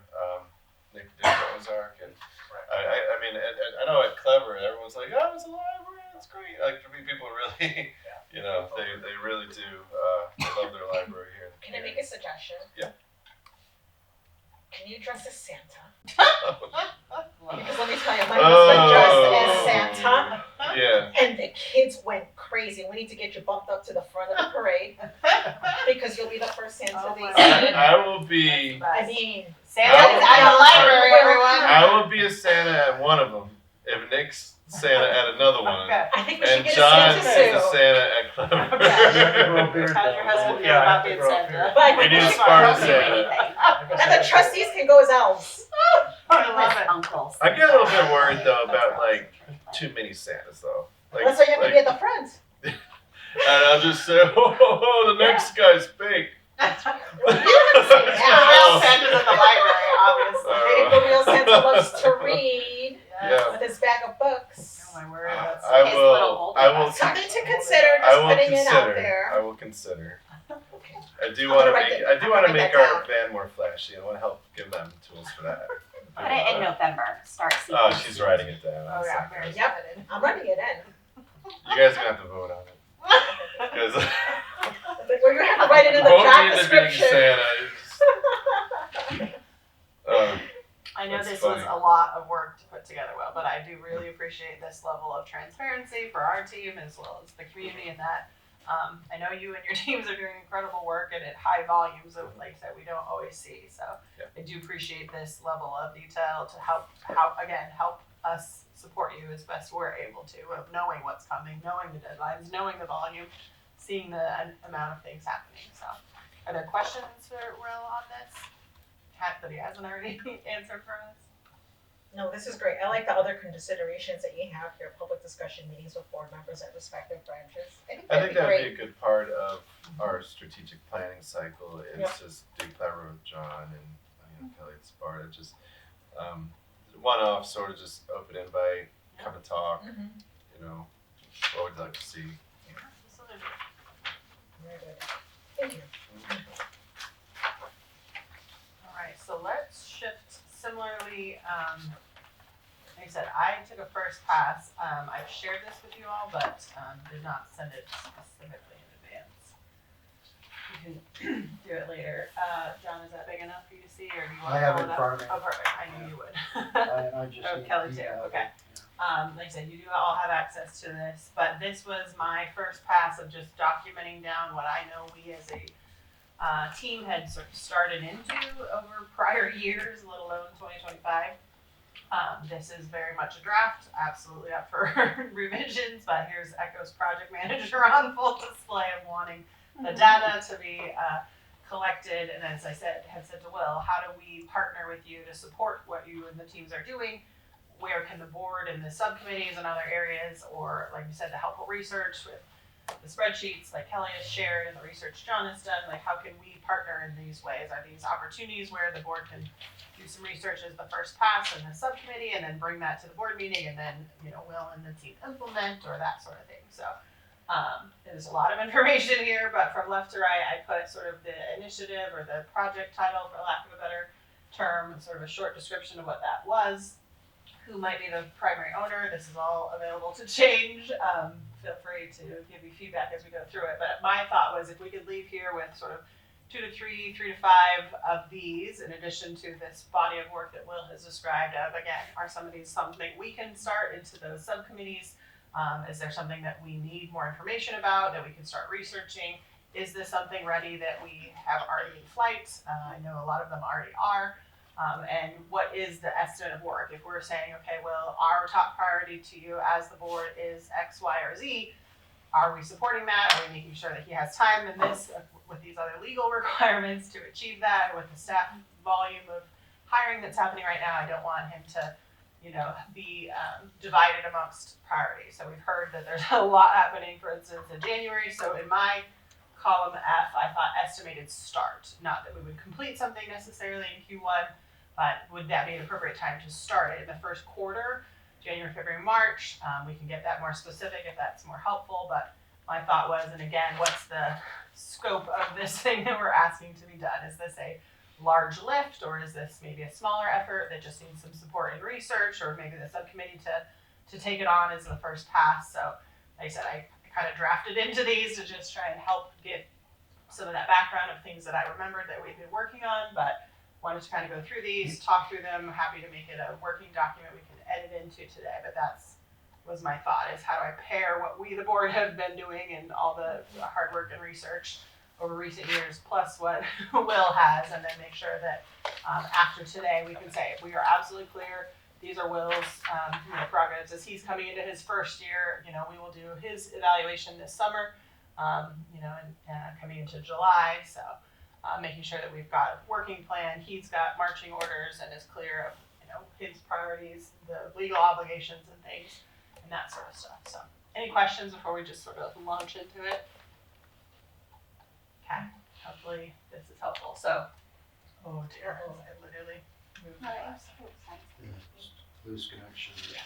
Okay, don't touch it. So the first, I just numbered them. That's not necessarily the top order. We can change that. I just wanted to have an issue number.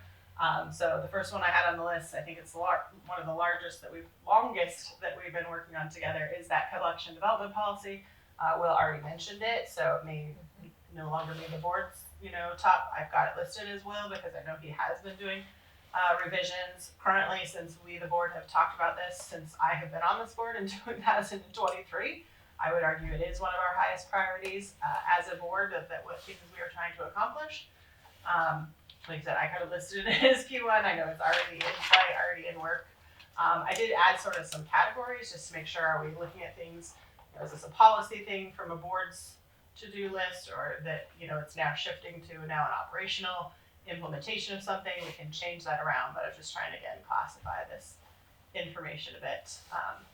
I know Will's already spent a lot of time on it, so I just listed it as a medium, but I think it also needs to include, as Will said, maybe it's in bite-sized pieces of the policy itself, reconsideration policy itself, procurement, shelving, those challenges like he's already got listed here. So it may be one giant topic, but actually multiple bite-sized pieces. So, and then again, are there dependencies? Do we need to finish the policy first and then we talk about the procurement second?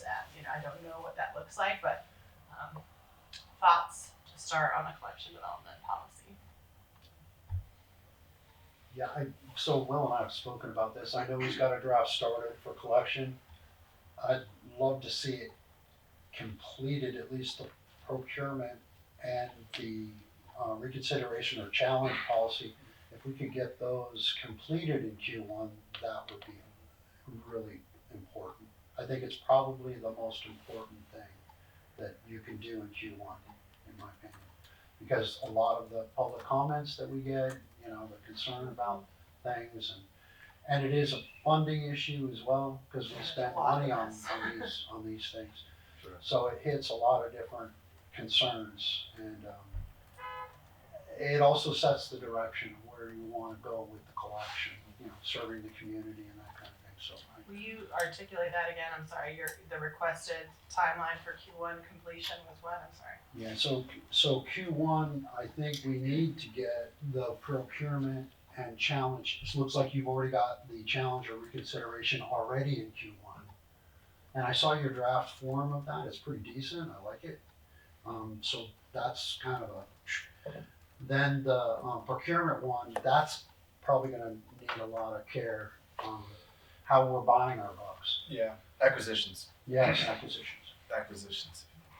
So I think off the top of my head with the collection development policy, so we have the introduction and scope, and the introduction and scope will just what it talks about, like, this is Christian County, this is some things about our collection, or how large it is, how many items we have, like something about like where we live, and some general general statements about just sort of setting the tone, right? Whom you serve. Yeah. Right, exactly. And then there's acquisitions, and so acquisitions would be like how do we, acquire, how do we procure or acquire the collection. But then everything is subdivided into, youth and then YA and adult also. So I feel like with acquisitions, like we probably want to do youth first. I mean, one thing with you all can decide is, do you want to do youth first or YA first? Because they are a little different. Do you want to do teen or do you want to do youth? I'm starting with youth and I moving think through. youth is the most vulnerable Yes. population. So. Okay. Yeah. So. And then do young adults, and then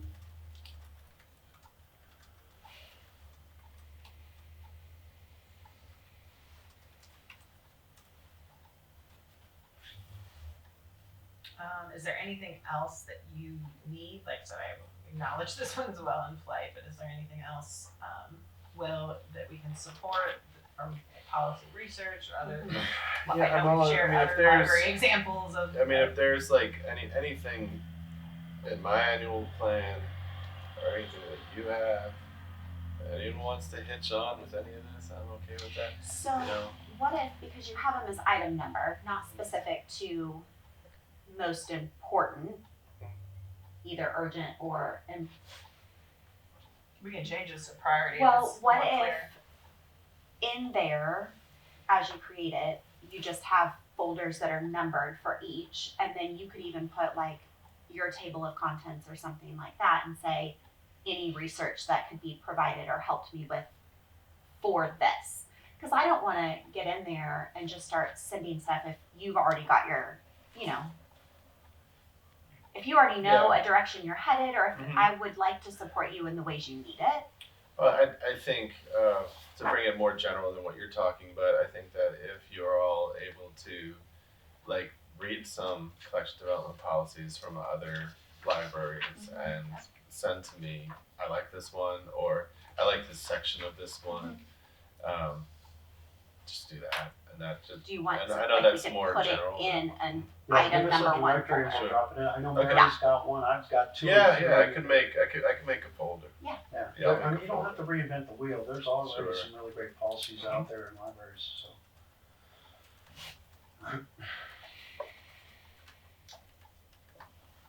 Plagiarism is the sincerest form of Flattery. flattery. That's my motto. I'm gonna kind of keep us going because we've got just less than an hour left, so we can change this if we do want to get to a priority number 1 or 2, 3 or whatever. I just wanted to have odd numbers, but you're gonna have more columns. So mobile hotspots, I know we already touched on it. John has already done a great job of front loading the research. It is already in our strategic planning folder, so I can link out to it. To share, and I think we've obviously got it for public comment on our February agenda, but we can, with Mary's help, double at it. The board will discuss it, as well as we are asking if the public chooses to use their time to discuss it as well, but we will definitely be discussing it, so we'll have it on the agenda. Obviously with what John has researched into the packets in advance to take a look at, so in my mind, we're definitely on our way there.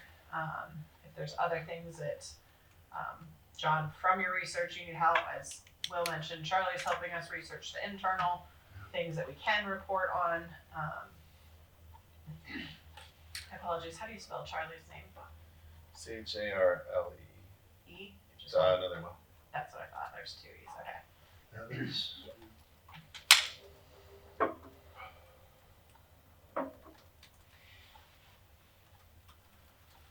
And he's working with our team. So I think we're in a really good spot on that one, that again, like I said, is in the works. And I'll share this out, but we've got John, this is our attachment, right? The hotspot for internet trending information. Right. Cool. Thank you very much for doing that. I know it takes a lot of time, so thank you. Didn't. You're just that good. I know how to use Google, Grok, Love it. and all.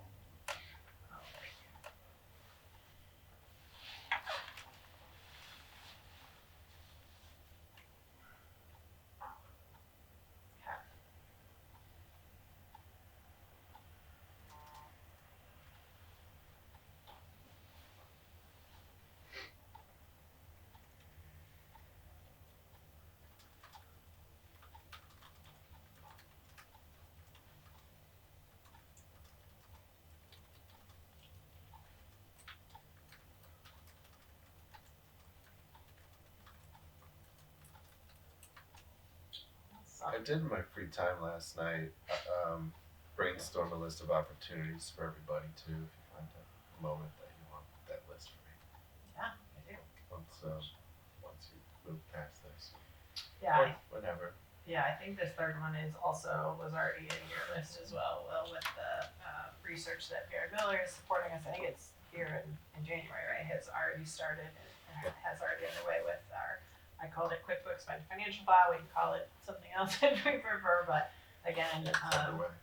yeah. Oh, I'm sorry. So yeah, we've got two things there. So with the financial file to John, as you said, is already underway. The export to a Google Drive folder to ensure we're securely sharing that information in our budget and financial oversight. So, John, the you added a QuickBooks- comment. Thank you. So the QuickBooks financial file, because the BOT is one of the biggest consumers of financial reports, we want to be actively involved in that. We want to see what that output's gonna look like. What is the functionality in terms of view access, permission sets?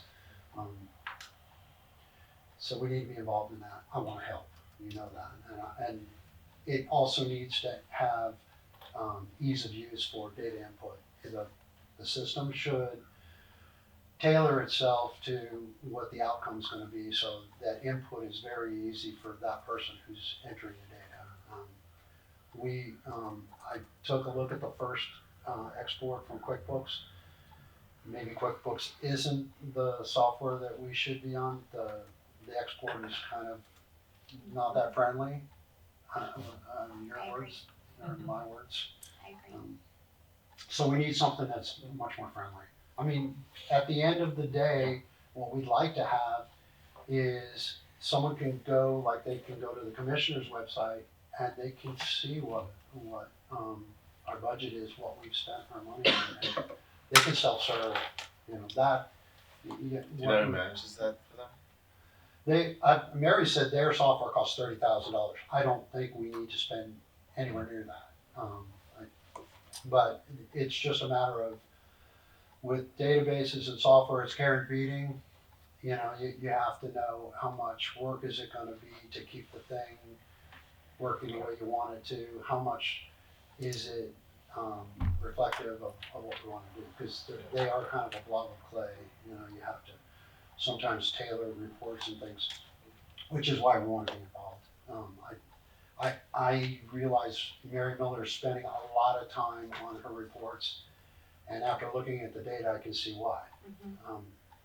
It's not the data that doesn't match the kind of output report that we need to be able to approve it.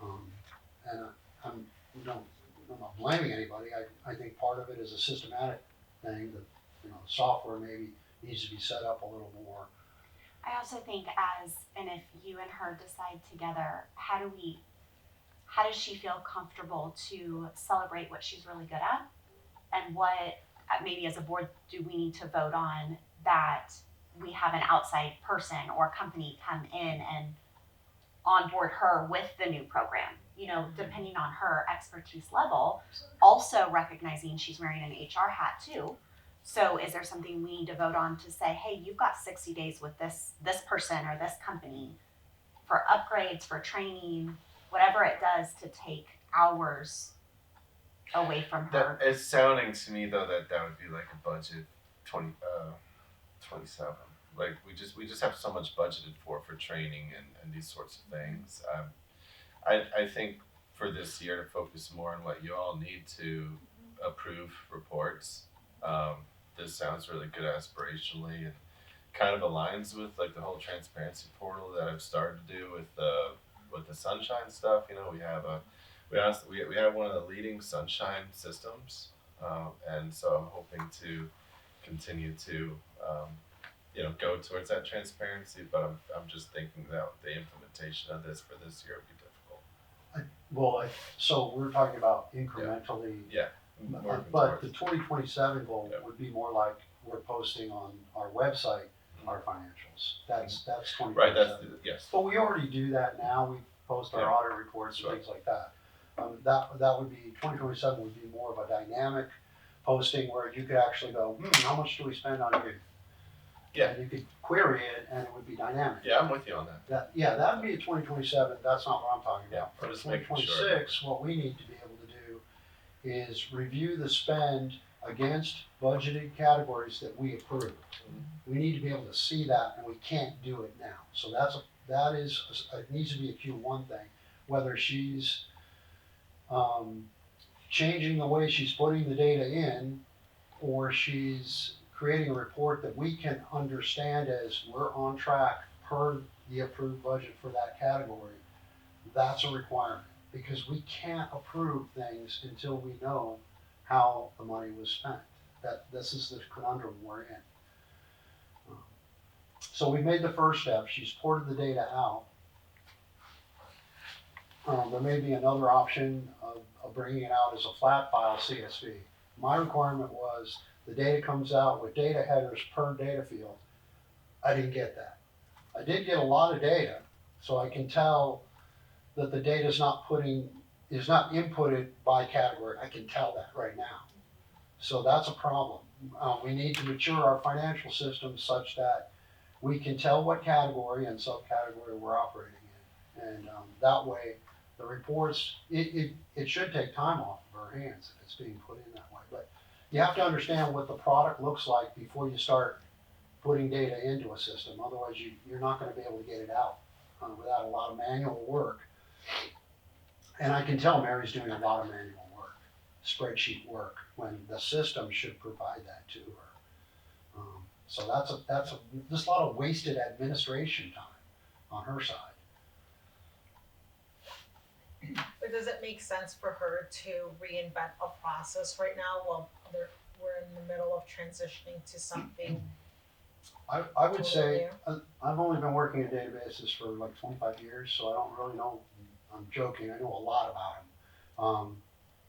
So if we don't upgrade software, if we don't go to the cloud, there are things you can do with macros using Visual Basic and things, and I can write them. She can bring it into an Excel file, we can hit a macro button, and it will grab the data, and it'll do everything you want it to do for pennies on the dollar. It's my time, I'll volunteer that. But I have to get a decent data set to start with. And so I need to be able to see what she's doing. It looks like now, because I asked for an unformatted data set, we got a formatted data set. Some of the fields have formulas in them, right? And it's causing a reference error and things like that. So we got to get a flat data file that is clean enough to be able to do Visual Basic macros and things like that. Some are categorized, some aren't. And then, of course, at the meetings, we get it. Some are categorized, some aren't. But of course, the expenses haven't yet. And I think she's totally prepared to do it at the February meeting as an expense towards what we have approved for the whole year or for the entire budget, whether that be a percentage of, or if it's just the raw number and we do the percentage as we want or as the public wants. Also recognizing that some of the budget, most of it could be spent in June and July versus, if there's special events that are in a category that it's more 12 months out of the year, or it's only in quarter two, or whatever it is. Some of that will understand. So, just to kind of pile on what you said, we know that our spend isn't peanut butter spread across 12 months. We know that. You spend more maybe programming for outdoor activities in the summer, don't maybe do outdoor activities in the winter. So if the programming has like a bell curve to it or something, we could plan for that. We could know Kelly said this when she first come on the board, can we know how we're doing spend to date? Like, we have this much to spend, we've spent this much, we're on track. Or if we're not, what's the variance? And what I asked Mary to do is put that in the report, Mary Miller, not you. Put that in the report, and if there is a variance of a threshold, say $1,000, or more than maybe 5%, put an explanation of the variance, so that we feel comfortable that we're on track for the end of the year, and then we can approve it. You combine that kind of reporting with the visibility that I've got now for transactions, now we can go, yes, we approve. And we don't have to wait for an audit, because we can see it. We can see the transactions, we know we're on track per the approved budget by category.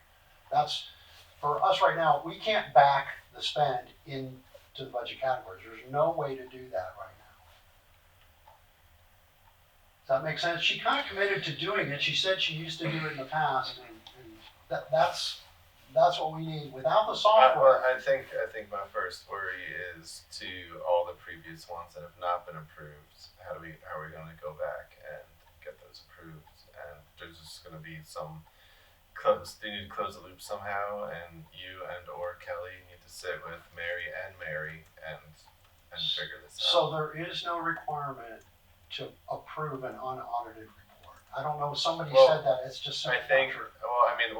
the auditor said that, She's wrong, okay. she's wrong. Nobody's gonna approve something they can't look at, right? So, if you get us that stuff. I think it's a definition of what approval is. Yeah. Right? That's So, on here. and I think that's what we need to figure out with the auditor. What is the definition of approval? Now, Right. if approval means that what you guys are seeing on paper makes sense of what's been approved, then that's your approval. Your approval, I do not believe means like that every single, you're taking ownership of every single thing. Of the You're transaction. just approving what you're able to see, and it's one of many controls.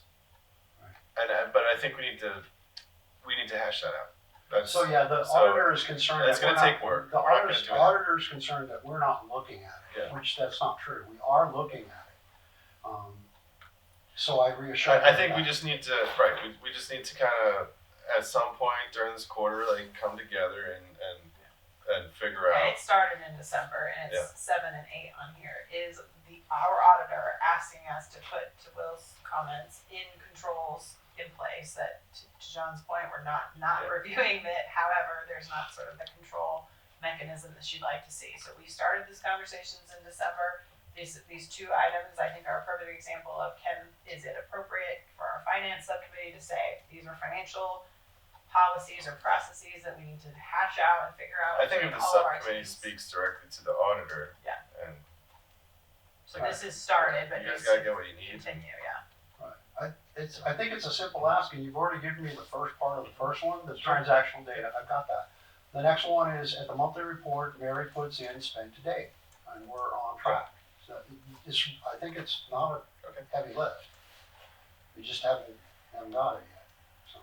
So take a look at these, see what you guys think as far as budget, or Board of Trustees Finance Subcommittee. I can forward the email that started where we were asking these clarifying questions, seeking to understand what problem is it we're trying to solve here, those sorts of things. But I think we do need the more research. What does this look like? Is this a process document or a policy, or like John's saying, just different information being added, that sort of thing. And then I had listed Q1 if this is a top priority, if the auditor's not feeling like we're approving those in the way she's expecting, then maybe, reporting it's Q2 if that's additional, build out of new reports. But we obviously want to be compliant to our audit concerns, probably as a top, and then reporting from there. But if both of them could be both started and completed in Q1, then that would be ideal, but I don't want to speak for the subcommittee. Yep. That is tied into the foundation thing. This one? Yeah. Number 4. Yeah. Well, but the other thing too, Will, Yes. I want to make this clear. Mary does not have the expertise by herself to go out and select software for this. She doesn't by herself have that. Everyone should be I contributing. think it's unfair to say that. I mean, she has a department to back her. I can't, I think in good faith I'll talk to her and, see what her confidence level is. And I think that we create a folder the same way that I can create a folder for the collection development. I can create a folder for research on Yeah. Right, collect no, software. I'm not saying she Well, doesn't you guys- understand what her requirements are. What I'm saying is she may not understand what our requirements are. So Yeah. all of those requirements should be placed in a sheet so that when we're looking at software to evaluate it, that all of the requirements are considered. That's all. Well, I like that then idea. create that. Yeah, I like the idea. She could throw some things in. Maybe the subcommittee throws some things in. No, Will, have you guys reached out to other libraries to see what they do? To get ideas on what kinds of softwares or tools No. they're using? No, I haven't. Instead of reinventing the wheel, maybe that's a good Well, place to that's start. it's a good place to start for sure. But I Because- have not. Yeah, among your peers, hope maybe Yeah. there's someone that you can connect to or Mary can connect to so that it's easier because it's a big task. It is. Yeah, number 4, as Will just mentioned, was a request that came from the auditor of removing the library foundation from the audit clarifications. So again, there were emails sort of started. I can forward those to the subcommittee to continue research, work with the auditor and our financial team to make sure that if we, the board, need to vote on that separation, I think the board just needs to understand what that entails and are happy to do that if that's the next step. But I've not researched it enough to bring it to the board agenda, so that's an ask to help us dig into that, figure out what is needed. Is it just a vote? What's the context for that vote? And then we're happy to do it. So that's what number 4 was as well. So get those forwarded to you guys. 5 and 6 I had listed again as from previous years. How does this board align to the Friends and the Foundation's boards and teams, and how do we work together? There used to be a cross-pollination where we would go to each other's board meetings, and like Mary would go one month, Kelly would go another month, that kind of a rotation. Is that helpful to them, to us? How can we be good partners? So my ask would be, maybe Will, if you have those relationships sort of started and are closer to them now at this point, or Dee Dee maybe, what does that look like? How can we help? Do we want to jump back into that model? I don't know. That happened years ago, kind of fell away, so I don't know where to kind of go next on this or what the priority is with our other things underway, but I absolutely want to be partners and work together well and support one another. So Yeah, it is listed as a best practice on the state library website that like the board has someone to go to Friends meetings and Yeah. Foundation meetings, and it's a useful bridge. do you think that that's maybe something in Q2 as the summer months open up a little that we should do? Does that make sense? Yeah. Maybe sooner. Do Okay. they have their own strategic plans? Can't really speak to that.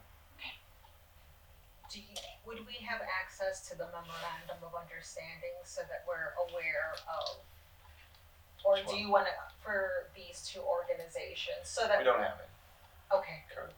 okay. We don't have any. We're looking at developing one with the Friends. We felt it would be a good process improvement for like when someone's new to either organization, they understand how we work together. Mhm. So that's kind of an aspiration for this year. Okay. Sounds good.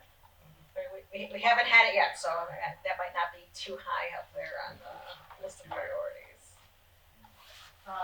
Number 9 on the list, we've mentioned already, but Kelly helped us bring in some really advanced templates, for lack of a better word. I don't know if you have a better name for them, Kelly, but under the facilities planning, that's in the same folder, around deferred maintenance examples where they're very cool spreadsheets that will calculate, different things as Will said, as we have data to enter. If not, we can maybe make our best guess and then do calculations and run down aging and pricing and replacement pricing and that sort of stuff. So I know Will and Heath and others have done a lot. I told Kelly the context is we had 0 when John and I started. We said we'd like something, and it became a Word document that was like 1 page too. and now is a spreadsheet and is growing. And so these, I think, are like best practice of as we can get there if they're appropriate for us to use. So I think, again, it's great to have resources of best practice. Do we aspire to these, or can we use some of this now? And obviously with Keith having another full-time person coming in to support the volume of work that he has, to have time to do some of these things and that. So I think we have, to give credit, we've come a long way in my tenure of 0 to a whole bunch of data around these things. So I appreciate Keith and others gathering that data, starting this process. We can't pretend that these expenses aren't coming to us. So how do we get ahead of them as fiscal stewards, knowing HVAC systems and roofs and walls and, and all the things are coming. So I know a lot's already started here. I think these tools are really helpful. Certainly, Kelly, if there's other comments, but I wanted to call them out and link to them. No, the only thing, I don't know if you've had a chance to open them yet, but on the first tab, it has directions for how to use it, because it can seem, of course, pretty complex, especially as it's calculating for you. And then Heath would have the ability to lock certain fields. So as he's manipulating whatever's in there, some fields can be locked if he's just doing sample, like plug and play. Very cool. Thank you. And then looks like number 10 for contract reviews needed for refresh and RFPs. John, I know you've done some legwork and research into this one. If you want to speak to it further. Yeah, I had heard Mary make a comment that we're just gonna refresh quotes, and we can't do that. We have to follow our procurement policy. So we need to look at the age of the quote and the dollar amount, and some of them, depending on the dollar amount, we might have to go out to bid again. Some of them probably just look at refreshing. Then she's supposed to give them to you, and then you're supposed to present them to us with an explanation of why you chose that vendor. That's what's in I actually put the link to it right there. That is our policy, and we should follow it. So, and we've never done that. I mean, best practice in the industry is 5 years, but some of these things like IT, 5 years is a long time in the IT world. So maybe not 5 years for that kind of thing. And if it's a real high dollar thing, maybe we do it every 1 or 2 years, because I know I just went out and shopped for a home insurance and I saved myself several $100. If I had waited, I would have lost that savings. So just depending on this, how big it is. But we already have thresholds for all that in our policy, so. We don't have too many Contracts? Yeah, I mean, so there's the cleaners, the Lawn. attorney, Yeah, a lot of lawn care. Lots of the lawn. lawn. A lot of lawn care going on. But they confused me the first time because they do send different checks for each location. Right. So but It's like, why am I doing 4 checks for the, I know, I saw yeah, that. yeah, I was a little bit. But Okay. Any big ones that we missed that were in flight that I forgot about? I know we've done a lot over the last year or so, but it's a little bit different of a list than, not entirely, but as well. So I wanted to make sure we tried to capture them. do you want my late night brainstorm? I do. Yes, please. All right. So I was thinking, like, if you ever want to take up like actual team roles as a team, like if someone wanted to be the development person, or if you guys do that as a team, that just like share articles about roles of trustees. Of course we have the stuff through the state that's available, the trustee orientation and the other things. There's not a whole lot there. But there are a lot of different interesting articles I was stumbling across as I just like took my jaunt across the internet. And so it could be,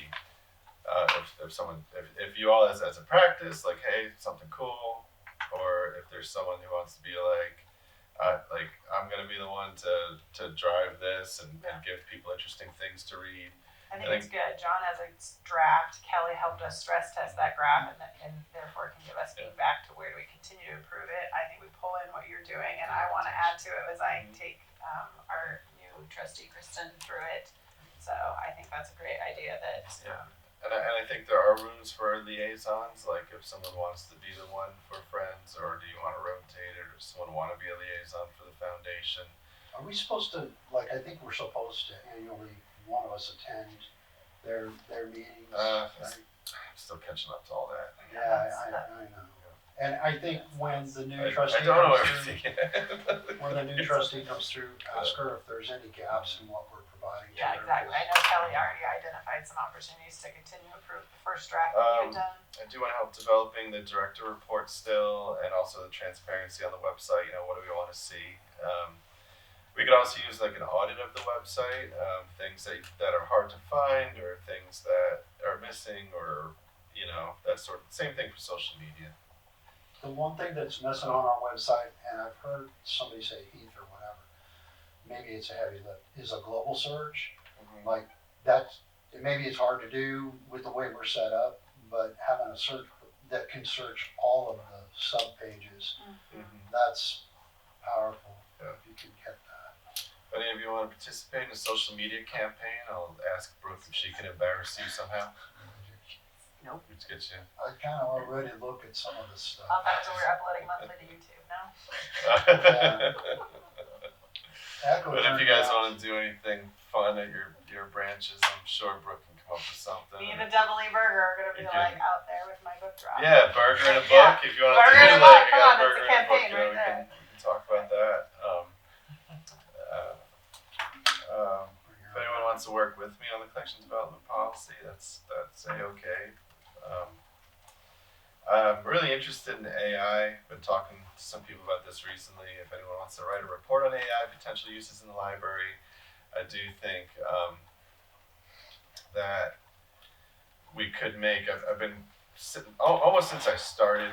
I've been sort of thinking about if we had like a little bot named Chris or something that what would we train it with? What would we put into it? You know, like let's enter in our policies. You know, what does the public face look like? What does the staff face look like? Like, what are the needs for each group? So that's something that could be interesting. It'd be nice to be out on the front of that. Is there much of that in the other libraries? Do they have like little chatbots? I haven't seen much of that. I mean, there's a natural resistance to it, right? Because we are the chatbots, you know.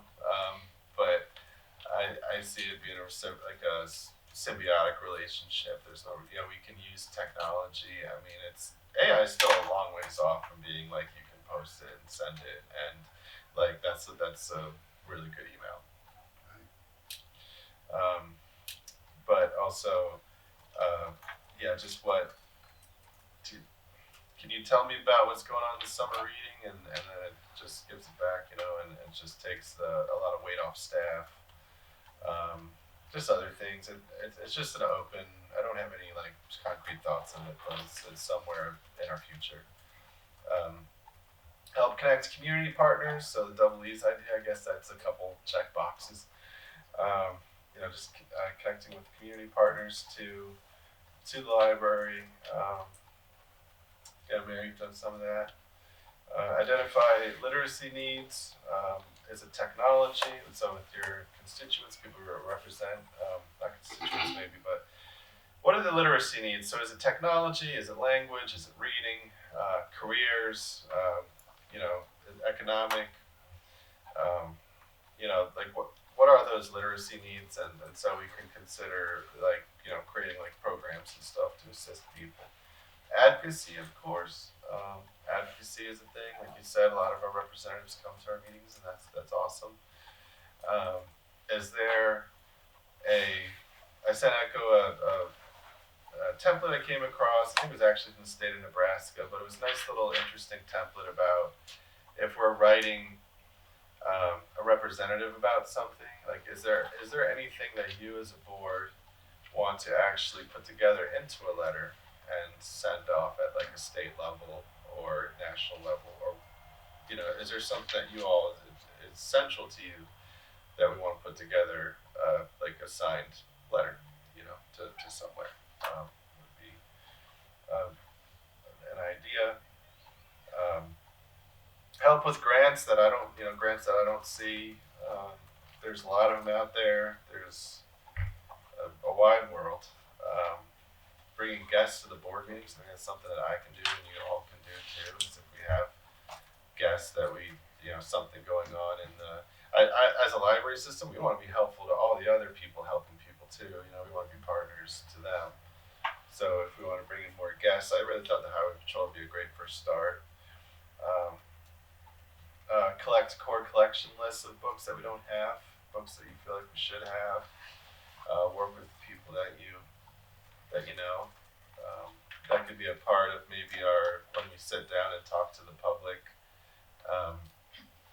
That's a part of it, where I bring the laptop and the public says, well, do you have this book? Do you have that book? We can look it up right then and there and see how many do we have, sort of like just build in real time. Join us for the Christmas parades and other outreaches. I think one thing too we could use more of is if anyone wants to talk to the Wolfner Library and present findings, because I think I can find someone in our organization to do that. But I just wanted to float that out there in case anyone wanted to grab that. Say that one again. Talk with the Wolfner Library. So they do the books at home, sort of talking books, that sort of all that accessibility stuff at the state level. It's just one of those things I keep on meaning to email them, and I just haven't done it. Please invite me to gatherings, invite me to come meet people, throw it on my calendar, send me an invite, and help develop ideas for the future opportunity portal. The site cleanups, donations, ways that people can become a part of and help this library. And I guess it goes with advocacy, but potential lobbying, creating or voting on sending official correspondences. So that was just I was just thinking. Off the top of your head. Yeah. Just so the board knows, in years past, Will and I talked about it, we as the ad team, executive director, and members of the board have previously attended state level advocacy here in Missouri. We went to our representatives' offices in Jefferson City, that sort of thing. So I think we're absolutely open to doing that in the future. But I think, again, 2026, let's focus on the many things we have and then come back to, again, is that a value add? Can we do it other ways than physical attendance? Those sorts of things. So I don't want people to think like we're not doing that anymore. We're absolutely connected. And we are incredibly fortunate that our state legislators come to our business meetings. Like, how many boards have that luxury that up to 4 of our representatives come to our business meetings? So we are very fortunate in that we have that connection very directly. They've asked our input on legislation for the state of Missouri. So I don't want to take that for granted, but I do want us to also be thinking, like Will saying, of those advocacy opportunities at the state level. I know Will is very connected to his fellow peer network as far as what is happening statewide, not just here in Christian County. So he has those meetings and opportunities to connect with peers, to ask questions. Like you said, Mary, what are solutions that other folks have in place that are working well that we can tap into? So I think that's a great list. Thank you.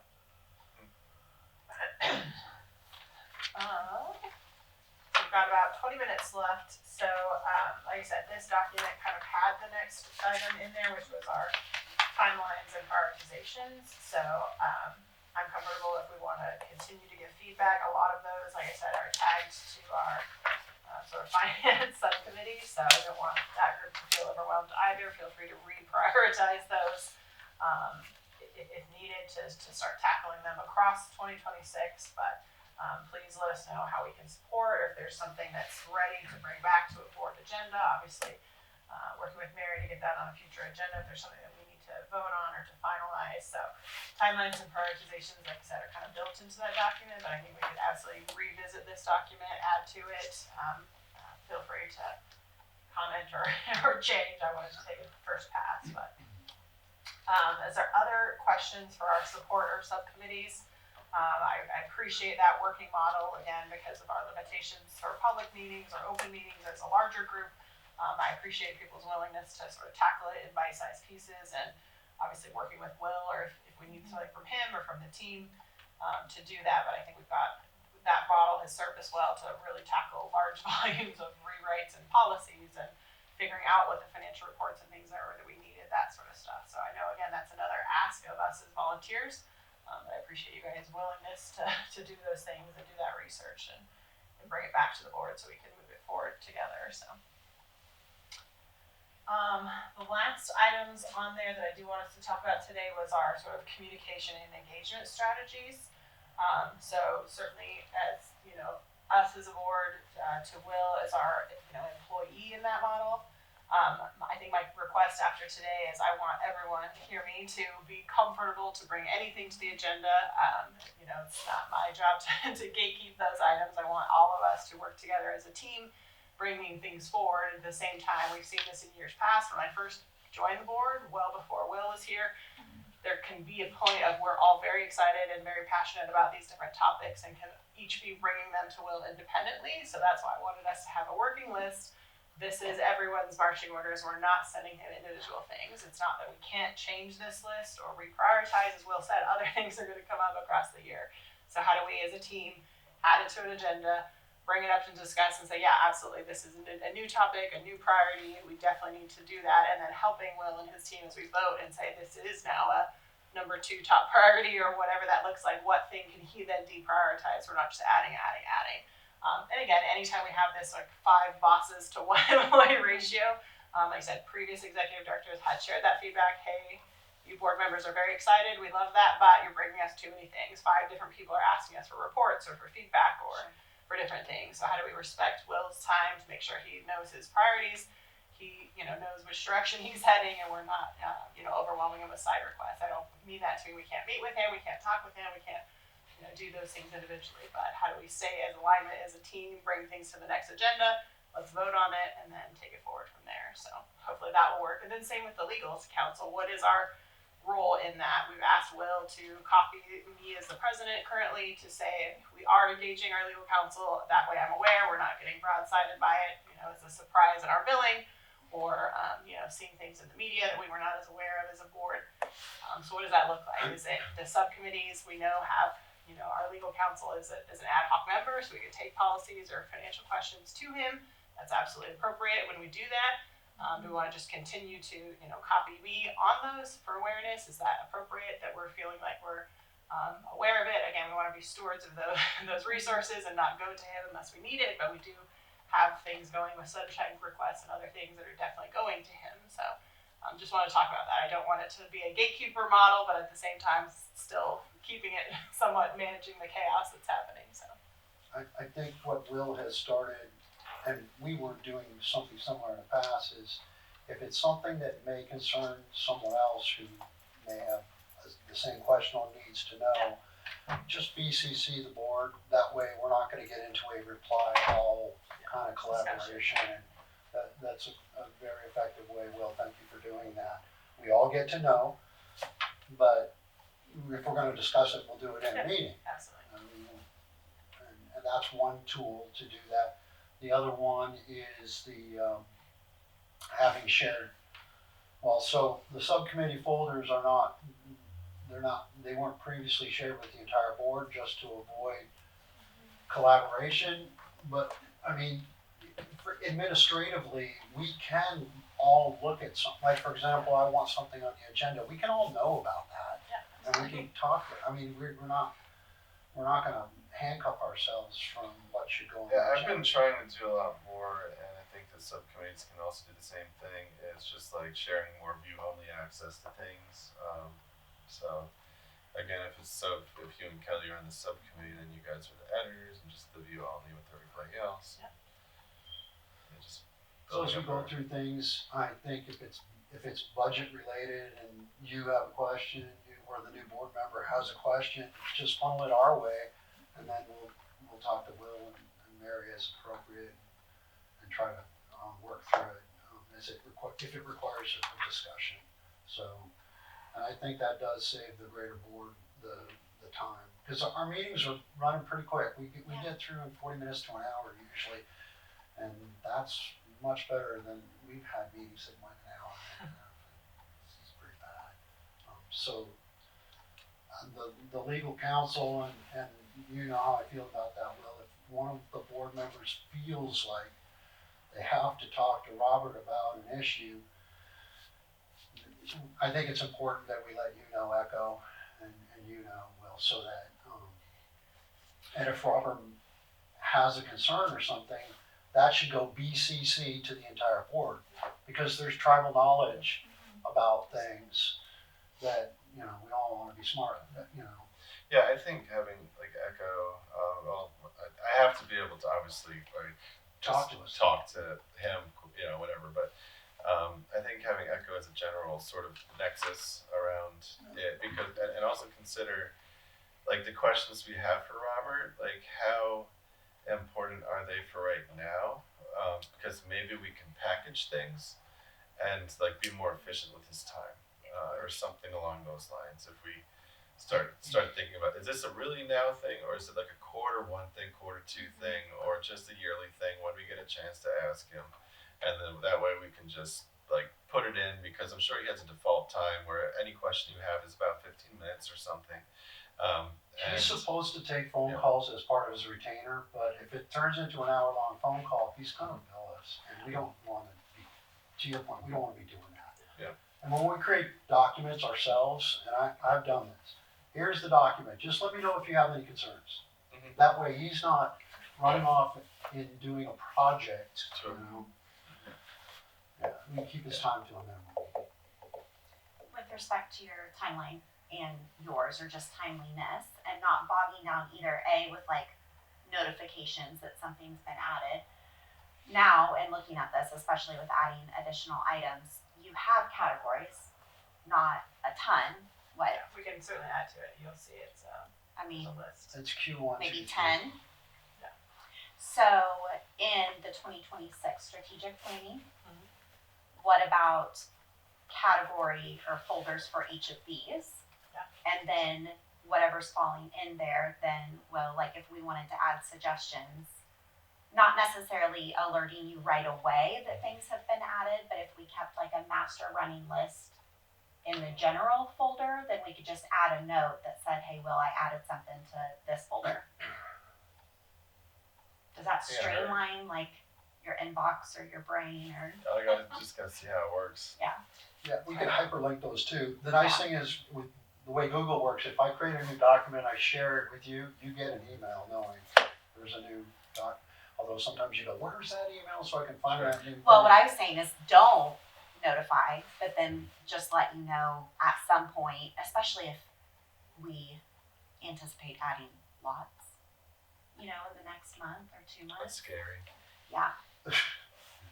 Hey, you Yeah. set You up, don't need you to did add it. it. To your point, you don't need to add it for access yet. You could just tell him it exists, and then when he's ready, he can Yeah. click and Yeah. request access. Oh, I think the more things that are blocked, yeah, I think that's better. You did it. You I said know. it. Oh, Yeah, that's fine. Is there so we have 2 documents, Will's and we have ours. Some of there's overlap there too. Should be. Can we get those together so that they're on one sheet and then that becomes the one that we're gonna live by? because you added his too. I added your laundry list at the end, but not the But not originals, the- because yours were by compliance deadlines and staff deadlines and things, so, we can figure out what could work, yeah. You're talking about his timeline. I'm his talking list about versus what this Will list. has presented to us and what Echo Got has it. put together. Those should be merged. I prefer not to do it right now. I mean, I Well, how are we gonna know what's important? as I look at them both. We look at them both and not merge them? Well, I think I've already sort of merged what you need into mine. I don't, but yeah, I mean, I'll make sure that it. Yeah, we can go through it together maybe and make sure that not all of these are for Will, so a lot of these are our subcommittees right now, so. we My can make sure that reluctance to Will get runs pulled our into spreadsheets is just simply, it's been a lot lately. Yeah, I know. It seems like you're more of a table guy and Echo's more of a spreadsheet. Yeah. When- 'Cause Well, that's why I hired Dee Dee for the spreadsheets. So I go to She's helping me out a lot with that. Yeah, 'cause I'm with you, I like having them separate. It's, I mean, well, it's I can fine. see. It's, I mean, they both exist. I'll look at both. I'll make Yeah. sure that you guys have your interests, I have my interests, and they mostly overlap. Yeah. All right. is there anything else, Will, that you need from us as far as, I know you're in your staff's evaluation process. I know how we've done the ED ones in the past. I don't think anyone else. John, did you go through one prior with the ED? You've With been what? here at annual reviews. I've never been through. Okay, so I'm the only one that's been through one of Christian County, so I'm open to feedback of how you all have done them in the past that has worked well. Previously, we had sat down, looked at job descriptions, looked at these types of priorities, and now we sort of have a 6-month, okay, between now, it's been clearly articulated, we're in agreement to what it is the goals and priorities are. Will's already well on his way to achieving them before this conversation, obviously. But now we can say, okay, coming into the summer, we would meet privately as a board in a closed session on personnel under the state statutes and use that time to prep and gather, data, feedback. I believe there was a survey that goes to the staff, so I can look back and see if we want to use that again, so that your peers, I don't know, as a culture, if we have a 365 eval type process, but I think there was one maybe to the ad staff to give feedback as your staff to you, that we could then consider into ours, and then obviously meeting with you to share that feedback and that sort of stuff. So I want to make sure you feel like you have what you need to be prepared there. We have a plan over the next couple months, think through what's worked well in our experiences for employee feedback, and that way we're all I aligned think in the summer. as you're doing JD reviews, the ones that I've seen, they certainly meet legal requirements in terms of, that kind of. This year is not going to be much. It's like 4 questions and then 4 that they answer for, we answer for.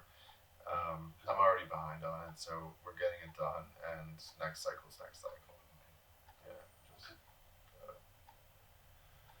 Yeah, a lot of times in the corporate world, your boss will come to you and say, I want you to write your own job evaluation. I like that model. And then I know, bosses love that. I do. I love it. And then Well- you write your own, and then they go, yeah, I agree, good. Well, in Sarasota County, it was all online. They would input like what they thought about their achievements and everything, and you would go in as a manager, kind of remove the stuff that's kind of just not worth noting or whatever.